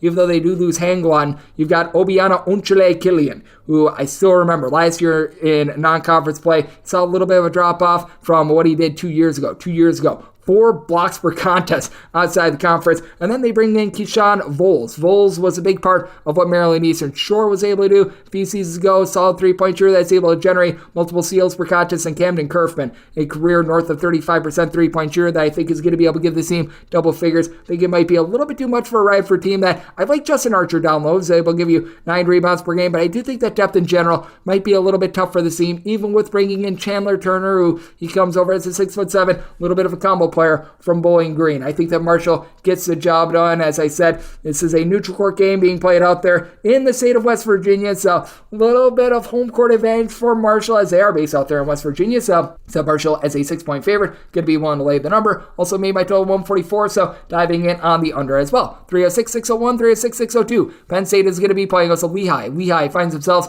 as underdogs of between 14.5 to 16 points, and your total on this game, finding that any between 143.5 and 144.5, and with this Penn State team, I did set them as a favorite of 15 points. So at 14.5, I'd be willing to lay it, but this was an opener of 15.5, mostly seeing 15.5 to 16. I'm going to be willing to take those points with Lehigh. With Penn State, this is pretty much VCU 2.0, because you bring in Mike Rhodes and his system, and he brought with him Ace Baldwin and company, and Penn State, night number 1 against Delaware St, looked good. Let's call it what it is. Penn State was playing against one of the worst teams in all of college basketball, and Lehigh, they did get a little bit dump trucked night number 1 themselves, but I do think that with Lehigh, bringing back some of their solid players from a season ago, like Tyler Whitney-Sidney, a mid-30s three-point shooter that he was able to give the team about 13 points per contest. This is a team that is going to be able to improve upon what they did night number 1, and I do think that moving forward, this could be a little bit of a pesky team that's able to pop some threes. You also bring back in the fold Bube Moma. He was able to have 10 rebounds in that season opening game, and Jalen Sinclair, someone to be watchful of as well. 2 seasons ago, he was really getting some run as a main facilitator, and even last year, didn't score a lot with about 3.5 points per contest, but still did give out darn near 3 assists per contest. He just finds guys in rhythm, and that's big against a Penn State team that I think this year, like I said, they're going to be taking on that VCU style of generating a bunch of turnovers. They had 11 steals night number 1 against Delaware State. Now, they also had 21 turnovers, but You got to expect that Penn State wins this battle down low with Qudus Wahab. He comes over from Georgetown and has been able to just year in and year out at the college basketball level give you about 7 to 8 rebounds per game. Was a little bit surprised that Kane Cleary was able to come out and he was able to have 22 points in that season opener last year. Was averaging about 4 points per contest for Penn State. And you've also got someone in Zach Hicks who comes over from Temple that I like as well. It's a nice mix and match Penn State team, but I do feel like they're sort of questioning what they've got as well. And I do think that experimentation and Lehigh having just the well-roundedness in general will allow them to be able to cover this summer. Did set my total at 139. Going to be taking a look at the under. Lehigh, a little bit more of a slow tempo team. Penn State, I do think that they are going to be a tremendous defensive team that has their issues on offense. So looking at the under, and I'm going to be looking at north of 15 points with Lehigh. 306-603, 306-604. Mississippi Valley State on the road facing off against Oklahoma. Oklahoma's between 31.5 and 32.5 point favorites, and your total's between 139 and 141. I set Mississippi Valley State as a 33.5 point underdog. Even at 32.5, I'm going to be willing to lay this number, and I can't even say that I'm necessarily in on this Oklahoma team. I mean, this Oklahoma team, I do think they've got their big question marks to say the least, but Mississippi Valley State, if they aren't the worst team in all of college basketball, they're certainly in the bottom 5, and I just don't see a lot of brightness in general with them. You're just hoping to be able to find someone that you're able to rely upon. Raekwon Brown last year was a double-figure scorer. He missed a few games last season, but when he was out there, he was okay, but you don't have really a lot of size with this team. You got someone in Daniel Amo, who at 6'9" last year, he was just a little bit of an afterthought 2 years ago, was able to give the team 4 rebounds per game. We'll see if he's able to do a little bit of something, but I mean, there's no facilitation whatsoever with this team. There's a lack of three-point shooting. This team turns the ball over so much that Sarah Lee and her bakery would be very, very impressed by their turnover production. Meanwhile, you've got an Oklahoma team that, I mean, Javion McCollum comes over from Siena, got his question marks as how he's going to do at the Big 12 level, but going up against Mississippi Valley State, he should be completely dominant of them. And then John Hughley, if he's able to get back to what he was 2 seasons ago when he was that primary scorer over at Pittsburgh, was able to put in there right around 8 to 8.5 rebounds per game, I do think that there's some upside to be had there. So this is a spot where I think that Oklahoma just dominates one of the worst teams in all of college basketball. I'm willing to lay up to 33 with Oklahoma. And with regards to the total, Mississippi Valley State has dialed back their tempo ever since George Ivory took over Oklahoma under Porter Moser. I think that they're going to be playing slow and controlled. So looking at the under, set my total at 137.5, and I'm willing to lay the number with Oklahoma. 306-605, 306-606. Texas is back to being a favorite against Delaware St. Delaware State, 29.5 point underdogs. Totals between 144.5 and 145. I set Delaware State 34 point underdogs. I'm going to be willing to lay it with Texas. Texas has dealt with some ailments to some of their big men. They now have Caden Shedrick coming back in the fold. He's back to doing basketball activities, which you do like to see. Dylan DeSue, it's a little bit of a question mark as to what you're going to be able to get out of him. Just this year in general, I think is a fair question, but still, with this Texas team, I do think that they should be able to go out there and just completely dominate in terms of what they're able to get out of the backcourt. As now you've got Max Asmith being able to play alongside Ithiel Horton. Horton has always been able to hear who's shooting 40% from three-point range because that's him. He was able to put in there 17 points in the season opener. Asmith, you can tell that he's taking on a little bit less of a scoring role after over at Oral Roberts the last 3 seasons. It was always a north of 20 point per game scorer, but playing very well alongside Therese Hunter. And then you got Brock Cunningham, who's able to do a good job down low along Dylan Mitchell. And for Delaware State, they bring back Martez Robinson. Robinson, last season, solid score, shot in the mid-30s from three-point range, 5.5 boards, 12 points per contest. And you also do have Brandon Stone, who at 6'11", is able to pop threes, but not necessarily the most willing rebounder in the world. You've got to be thinking that Raymond Somerville, who's at 6'11", is going to need to step up down low after he last season gave the team a block, 3.5 rebounds per game, emerged towards the back half of the season. But this is just a Delaware State team that just does not compare to Texas. We have seen these ranked teams just roll as big favorites, and I think that this is another one of these spots. Did semi-total at 148. Texas feels like they play a little bit more up-tempo ever since the changing of the guard from Chris Beard over to the new regime. So I'm going to be taking a look at the over, and I'm going to be willing to lay it with Texas. 306-607, 306-608. Colorado plays host to Grambling. Grambling is a 20.5 to a 22.5 point underdog. Those between 136.5 to 138.5. Grambling actually won this game outright a season ago. Now, Colorado, much better when they're on their home floor rather than when they are on the road, but I do think that this is a little bit too lofty. I like this Colorado team. I think that they can make the NCAA tournament, be able to make some noise in general, but being able to get north of 20 points, I'm going to be willing to take them. Grambling was a top 15 team in the country in terms of points allowed on a per possession basis. I don't think they quite duplicate that level of defense. They are going to have to go up against Eddie Lampkin. Lampkin was a solid defensive player over at TCU, not necessarily a prolific scorer. And then you've got so many nice pieces that return to the fold to be able to help out KJ Simpson along Tristan De Silva, a pair of guys that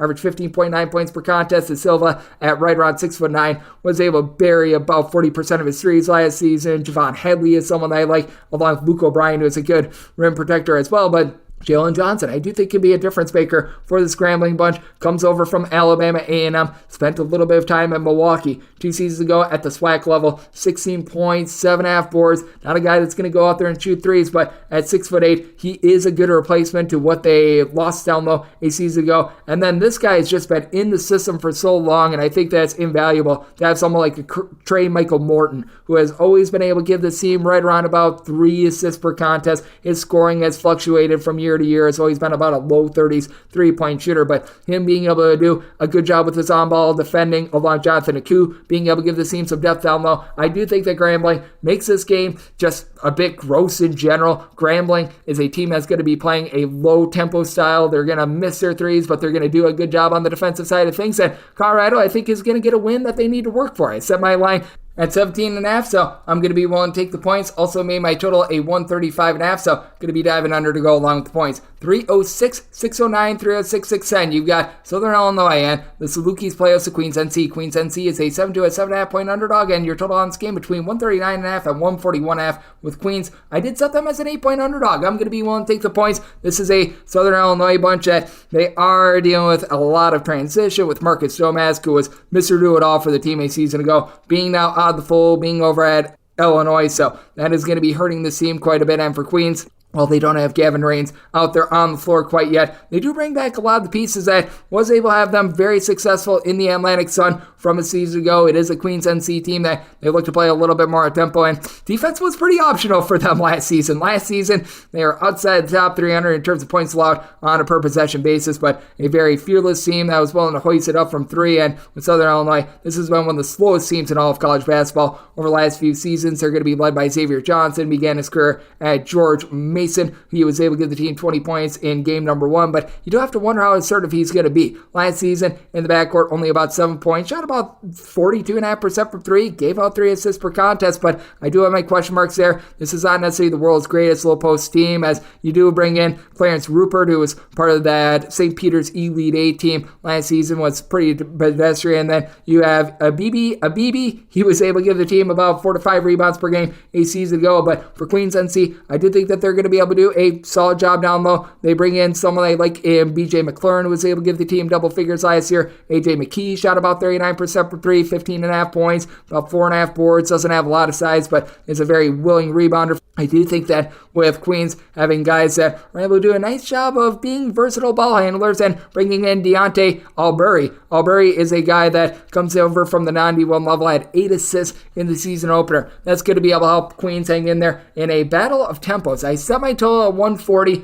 here at a 141.5. I'm going to be willing to dive in on the under. I do think that Queens going to try to lock it down a little bit more on the defensive side of things this year, so going to be diving in on that total under. And with regards to Queens, I'm going to be willing to take anything north of 8 with them. 306, 611, 306, 612. You've got Alabama State, and they're going to be on the road facing off against Iowa. Iowa, a sizable favorite. You're going to be laying anywhere between 28.5 and 29 points with them. Total anywhere between 153 and 154.5 with Iowa. Could I set them as 26-point favorites? Now, we have seen Iowa cover a lot of these games. They are 17-4 against the spread in their last 21 games as at least an 18-point favorite, but this Alabama State team, I do think it's a little bit different because you've got the father-son duo of Tony and TJ Madlock, and for Iowa, they just completely lit North Dakota ablaze. North Dakota is just one of the worst defensive teams in all of college basketball. I do think that Alabama State, who is catching more points than North Dakota, quite a few more points than North Dakota did. I think that they're actually a little bit of a better team, dare I say. But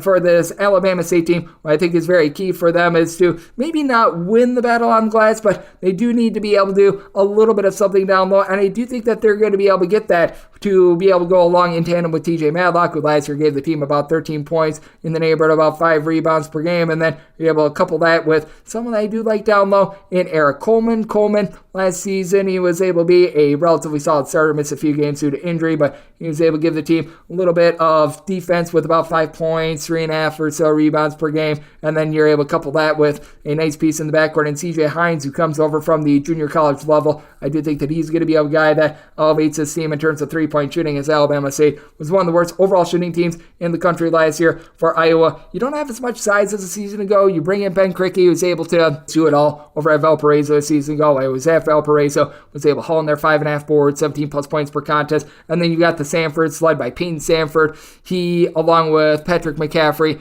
you're able to throw in there Tony Perkins. They combined for about 32.5 points per contest last season. And for Iowa, they just shoot vastly different at home rather than on the road. On the road, they shot about 28.1% from three last year, more like 38.5% from three at home last year, averaging north of 21 points more per 100 possessions at home rather than on the road. And for Iowa, they have scored at least 75 points in every one of their home games since the start of the 2021-22 season. So I did set my total on 154. Between the 153 and the 154.5, I would rather take that 153 over. The opener was 153. So personally, I'm going to be taking a look at taking this now because I do think that it's going to move. But with Alabama State, we'll take the 28.5 that I'm seeing with them as well. 306, 613, 306, 614. You've got Kansas State playing us a Bellarmine. Bellarmine is an underdog between 17.5 to 19 points, and your total is 145.5 to 146, seeing a straight 19.5 out there as well. And I did set Kansas State as a 19-point favorite. At the 17.5, I'm going to be willing to lay with them. I do think that Tyler Perry is going to be able to have a nice game in this one. You've seen Tyler Perry on the silver screen. Now you're seeing him out there on the hardwood. I recall last season over at North Texas, in terms of total possessions per game, was dead last in the country. He was able to supply the team with 19 points per contest, shot darn near 40% from three-point range. Now with Kansas State, they are dealing with a few injuries. Quez Glover, it seems like, is going to be out for a month or so that does put the team behind the 8 ball, and Mequan Tomlin being out due to a suspension. That, without a question, does hurt this team because he was really one of their main low-post pieces from the season ago. Losing Keontae Johnson and company, that does hurt, along with Marquise Noel, who was able to do such a good job of being able to dole out the ball. But take a look at the flip side for this Bellarmine team, and they did lose quite a bit from last season as well. You've got Bosch Weiland, who comes back, and he was able to put in their 14 points in the team season opener. Alec Ferrum, I do think he's going to be able to elevate a little bit as well, along with Peter Suter. Peter Suter last season in the neighborhood about 10 points, 2.5 assists, a little bit of stat sheet stuffer in general, but I do think that for Bellarmine, lots of question marks with just the overall style, because this team plays at one of the slower styles in all of college basketball. Ever since they have surfaced up to the D1 level, they've been one of the worst teams in terms of points allowed on a per possession basis. Kansas State, their team is looking to push the tempo a little bit. Now, I do think they're going to have to play a little bit more slowly this year, just given the pieces on the roster, but I do think that the Kansas State going to be able to take it to a Bellarmine team that we've seen cover these sorts of games. Don't think that that's going to be the case in this one. Did set my total 141. I just flat out don't think that Bellarmine does their part with this total, so looking at the under, and we'll lay up to 18.5 with Kansas State. 306, 615, 306, 616. You've got Auburn playing goes to Southeast Louisiana. Southeast Louisiana is an underdog of 23 points, and your total on this game, finding it anywhere between 152.5 and 153.5, and when it comes to Southeast Louisiana, set them as 24-point underdogs. So at 23, don't want to be laying too much more, but I'm going to be willing to lay the number with Auburn. Auburn had that rough loss to begin the season against Baylor, but they did show some nice signs. The three-point shooting in his back for this team. You didn't see a lot of Denver Jones saying number one, but I think that he's going to be able to help out this team. Comes over from FIU, was able to give FIU in the neighborhood about 20 points per game a season ago, and then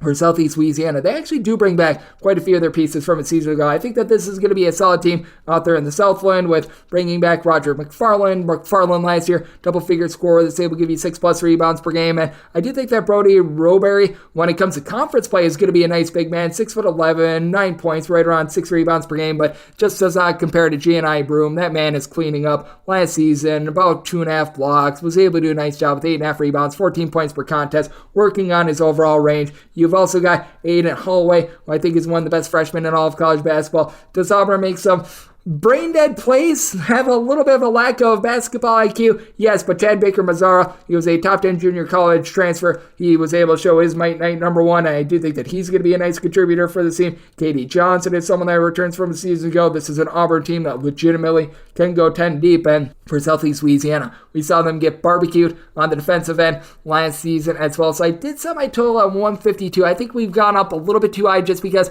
I do think that Broome going to be able to do a good job on the defensive side, and even if he's getting a little bit of a breather, you've got Dylan Cardwell, who's able to give you well north of block per contest as well. So this is one of these ordeals where I'm going to be taking a look at the under, and with regards to Auburn, willing to lay the 23 that I'm seeing with them. 306-617, 306-618. You've got Arkansas playing us to Gardner-Webb. Gardner-Webb finds themselves as underdogs of anywhere between 22 and 23.5 points. 141.5 to 143.5 is the total, and with Arkansas, can I make them 19.5 point favorites? I'm going to be one to take those points with Arkansas. As is tradition with this team, they've got a lot of moving parts, and they've got a lot of pieces that are going to be looking to coexist with one another. It was a very good start for them. Night number one, being able to win and cover against Alcorn State, but Gardner-Webb is not a joke of a team by any stretch of the imagination. You got yourself a Gardner-Webb bunch.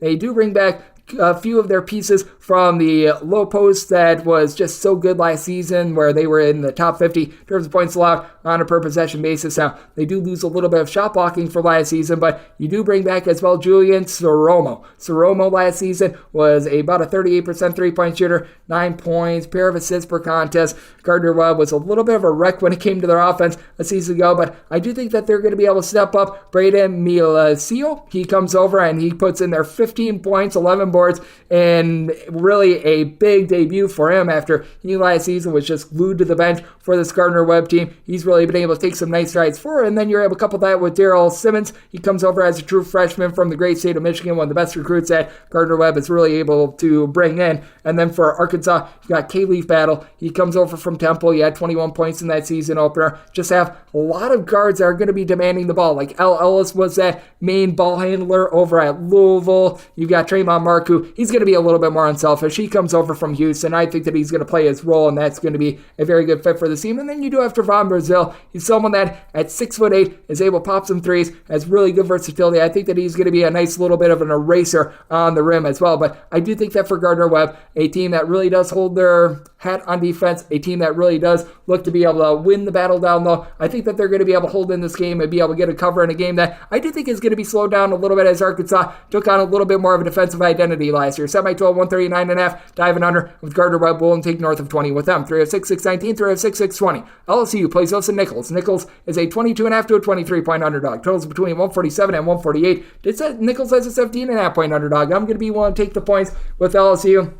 They were dealing with a few guys that they were hoping would get waivers to be able to play as two-time transfers. Not going to be the case with Jalen Cook, and that puts LSU a little bit behind the eight balls. You do have Will Baker, a 7-footer that's able to pop threes, comes over from Nevada, began his career at Texas. He's going to be a nice contributor for the team. And then Mr. Wright and Jordan Wright, he had 4 steals in the team season opener. They bring in Carlos Stewart, so they've got a lot of nice pieces and guys that are sort of natives of the great state of Louisiana. But with Nichols, I do think that this team, even though they did have a little bit of a coaching change, Austin Clonch decided that he was going to be becoming an assistant over at Alabama. I do think that they're going to be holding true to that identity of playing up tempo, trying to force some steals. They didn't force a lot of turnovers, ain't number one, but they certainly were playing up tempo, and we got someone in the fold that I like in Jamal West Jr., who he came over right away. He was able to put in there 24 points. I think that he's really going to be able to elevate what this team is able to do down low, as he's got a little bit of size. And then you're able to couple that with the fact that you're able to get 13 rebounds and 14 points, night number one, out of new big man Mekhi Collins as well. So this is a team that is going to be looking a little bit better down low. Deontay Smith is someone that began his career at South Alabama. Mikey Thomas is able to dole out the ball as well. And for LSU,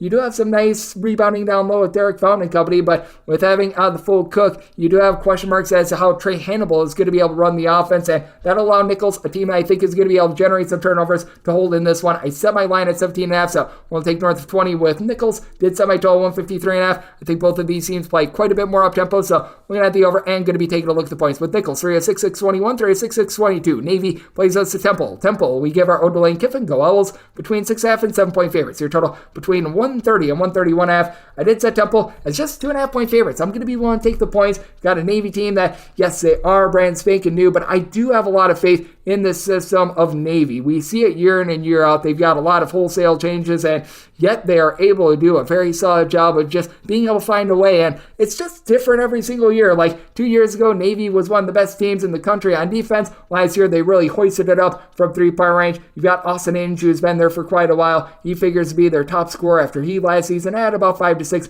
points per contest. Team is probably going to be a little bit thin down low, but 6'9" Mitch Fisher, I think, is going to be able to help elevate as well. He had 6 rebounds in the team's opener to begin the season. A loss to Campbell where it was very slow, very grody, and I do think that we're going to be seeing a lot of that out of Navy this season. I did set my total as a result at a 130.5. Right now, seeing a lot of 131, 131.5. I'm going to be diving in on the under. And then for Temple, I don't expect this to be an up-tempo team as well. They bring in Adam Fisher as their new head coach. He was a part of that Penn State coaching tree, and at Penn State, they got a lot of good shots, but it's not like they really played up-tempo. They do have someone in Heisler Miller, who I think is going to be really able to do a nice job with his versatility, a guy that I think is going to be able to put in their double figures. Last year had 4 assists per contest, and then Jaden Dizoni. He began his career at Vanderbilt, was a little bit of an afterthought last season. It looks like he's going to be seeing quite a few minutes along with Micah Piccarelli, comes in from UMBC, solid three-point shooter, but really doesn't do a lot else. And then my question mark is, what do we get out of Steve Settle III? 6'11" big man. He comes over from Howard. Last year at Howard had only about 5.5 rebounds per game, but was able to pop threes. Looks like they're going to try to turn him into a little bit more of a traditional big man, which I think would be very beneficial for this team. I did set Temple as just a 2.5-point favorite. Lots of moving parts with this bunch, so going to be diving in on the points. And at a 131 or higher, I'm going to be taking a look at the under to go along Navy. 306-623, 306-624. Prairie View is on the road facing off against Washington State. Washington State finds themselves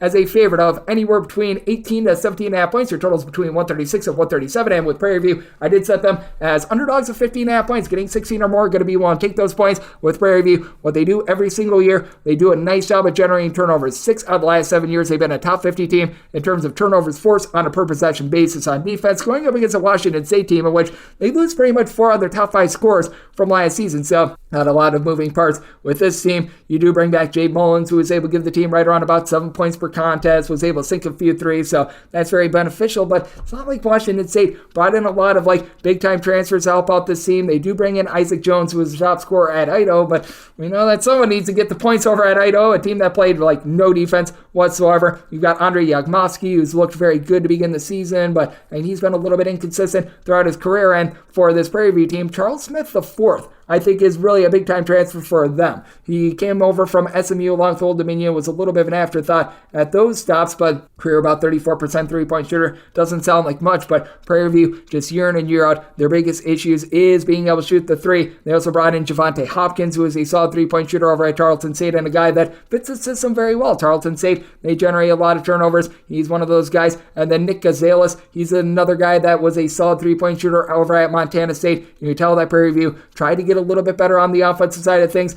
They're going to be a little bit of a liability down low. I think that Yagmoski and company going to be able to win that battle, but I do think that Prairie View makes this a little bit more of a gross game. We've seen Washington State be in the bottom 75 in terms of possessions per game over the last few seasons, and I think that that's going to hold true here. I think we're looking at a little bit of an eyesore here. Going to be willing to take anything north of 16 with Prairie View, and going to be taking a look at the under semi-total 135.5. 306-625, 306-626. Cal Baptist plays us to Jackson State. Jackson State is an underdog of 7.5 to 9.5 points. Your totals between 141.5 and 144 with Cal Baptist. Set them at 7.5-point favorites. Being able to get north of 9, I'm going to be willing to take those points with Jackson State. Unsavory loss for them a few nights ago where they got destroyed in the second half against San Diego, but I do think that they're going to be able to bounce back in this ordeal. You've got a Cal Baptist team that it just feels like they play at the wrong style. Cal Baptist, I think, should be a team that's playing a little bit more up-tempo. You've got a guy in Taron Armstrong that can give you a triple-double on any given night. You've got someone in Hunter Goodrick who, he's used to being able to pop threes. He's 6'7", good versatility, shot 46% from distance, and yet Cal Baptist is a team that they just elected to play so slowly last year. Meanwhile, you've got a Jackson State backcourt that I actually like. You bring in Chase Young, began his career at Portland, was spending a year at the junior college level. He last year was able to give the team right around 3.5 assists per contest, plays well with Ken Evans, who last year had about 12 points per contest, but Thus far, 30 points in the first 2 games of the season. Really a darn shame that you don't have Deshaun Ruffin out there in the fold, but at the same time, you do have a little bit of rebounding with this team. You've been able to get 11 rebounds in the first 2 games out of Keluan Johnson. He comes over as a junior college transfer, and Jackson State has done a good job of being able to scour the junior college market. You've got Mo Williams, who's done a nice job of just elevating the overall talent of the team, and Jordan O'Neal, who averaged about 7 rebounds per game in the SWAC last season. I do think he's going to be able to do a solid job of staying at bay against a Cal Baptist team that does have quite a bit down low. Did semi-total at 141.5. I do think that this is a total that's a little bit too lofty in Jackson State. They've had a lot of travel, and this is game number 3 in 5 days for them, so dialing it back a little bit with the total, looking at the under. No, Jackson State will take 8 or more with them, and we wrap things up with a 306, 627, 306, 628. UCLA plays out to Lafayette. Lafayette, 23.5 to 24.5 point underdogs. Totals between 129.5 and 131.5. Set UCLA is a 21-point favorite. I'm going to be willing to take the points with Lafayette. Lafayette last season was one of the slowest teams in all of college basketball. Now with Lafayette, a few moving parts with this team. They lose a few guys via the transfer portal line. They did have a little bit of a chance transferring with regards to the coaching spot as well, but they were under the interim coaching regime towards the back half of last season as well, and they do retain a lot of their pieces from last year. Justin Vanderbond, he came over from Boston College as a true 7-footer, has not really been able to find his footing with the team, but if they're able to get him unlocked, I think that is going to be big, and they have the luxury of going up against another team that they've got a lot of questionable pieces as well with UCLA. UCLA, they really went international. They went with a lot of men of mystery. You saw night number 1, Adam Bona, really be the guy that was the bona fide stud of this team, being able to put in their 28 points. And I do think that UCLA is going to be featuring Adam Bona a lot, a guy that was very good on the defensive end last year. He was okay on offense, but not necessarily too terrific. You also bring in Lazar Stefanovic. He was a solid 3-point shooter with some size over at Utah. But the question is, what are you going to be able to get out of some of these guys like Will McClendon, Dylan Andrews, these guys that were highly touted prospects, 4- and 5-star guys that were just glued to the bench the last few seasons. You also didn't see a lot out of Ade Mera, the 7'3" gentleman from Spain that has all sorts of versatility. He only played a limited amount of minutes. I think that UCLA going to want to feature him a little bit here, and I do think that this is going to be one of those games that UCLA tries to experiment. Meanwhile, TJ Berger, someone that's a very capable scorer for Lafayette from a season ago, and then Kyle Jenkins. I think that he's going to have his imprint on this game as well. With Jenkins last season, he was one of their primary guys, being able to supply the team with about 9.5 points, 5.5 boards, 2.5 assists, just does a little bit of everything. And with the leaps that we've been seeing out of Devin Hines, who was able to lead off the season with 15 points. I do think that this Lafayette team going to be able to hang within the number, and I do think that this is going to be a slow growth game. Semi-total 127. I do think that the UCLA defense is going to be sound, and Lafayette slows this thing down. Looking at the under and looking at the points with Lafayette, and that wraps things up for the Friday edition of Coast to Coast Hoops, now part of the VSiN Family Podcast. A big thanks to Blake Lovell. Does great work over at Southeastern 14. He joined me in the last segment. If you do like hearing from this fine podcast, Coast to Coast Hoops, you're able to subscribe wherever your podcast, Apple Podcasts, Google Play, Spotify, Stitcher, and TuneIn. If you have a question, comment, segment idea, whatever you for this podcast, you have one of 2 ways to be able to fire those in. First one is my Twitter/X timeline at unit_D1. Keep in mind, letters EM, they mean does not matter, size per usual. Please do send these into the timeline. Other way, that's fine in an Apple Podcast review. If you rate this podcast 5 stars, it is very much appreciated. And from there, you're able to fire in whatever you'd like to hear on this podcast via that 5-star review. And I'm coming at you guys every single day throughout the college basketball season. That means I'm coming at you once again tomorrow. Thank you so much for tuning in.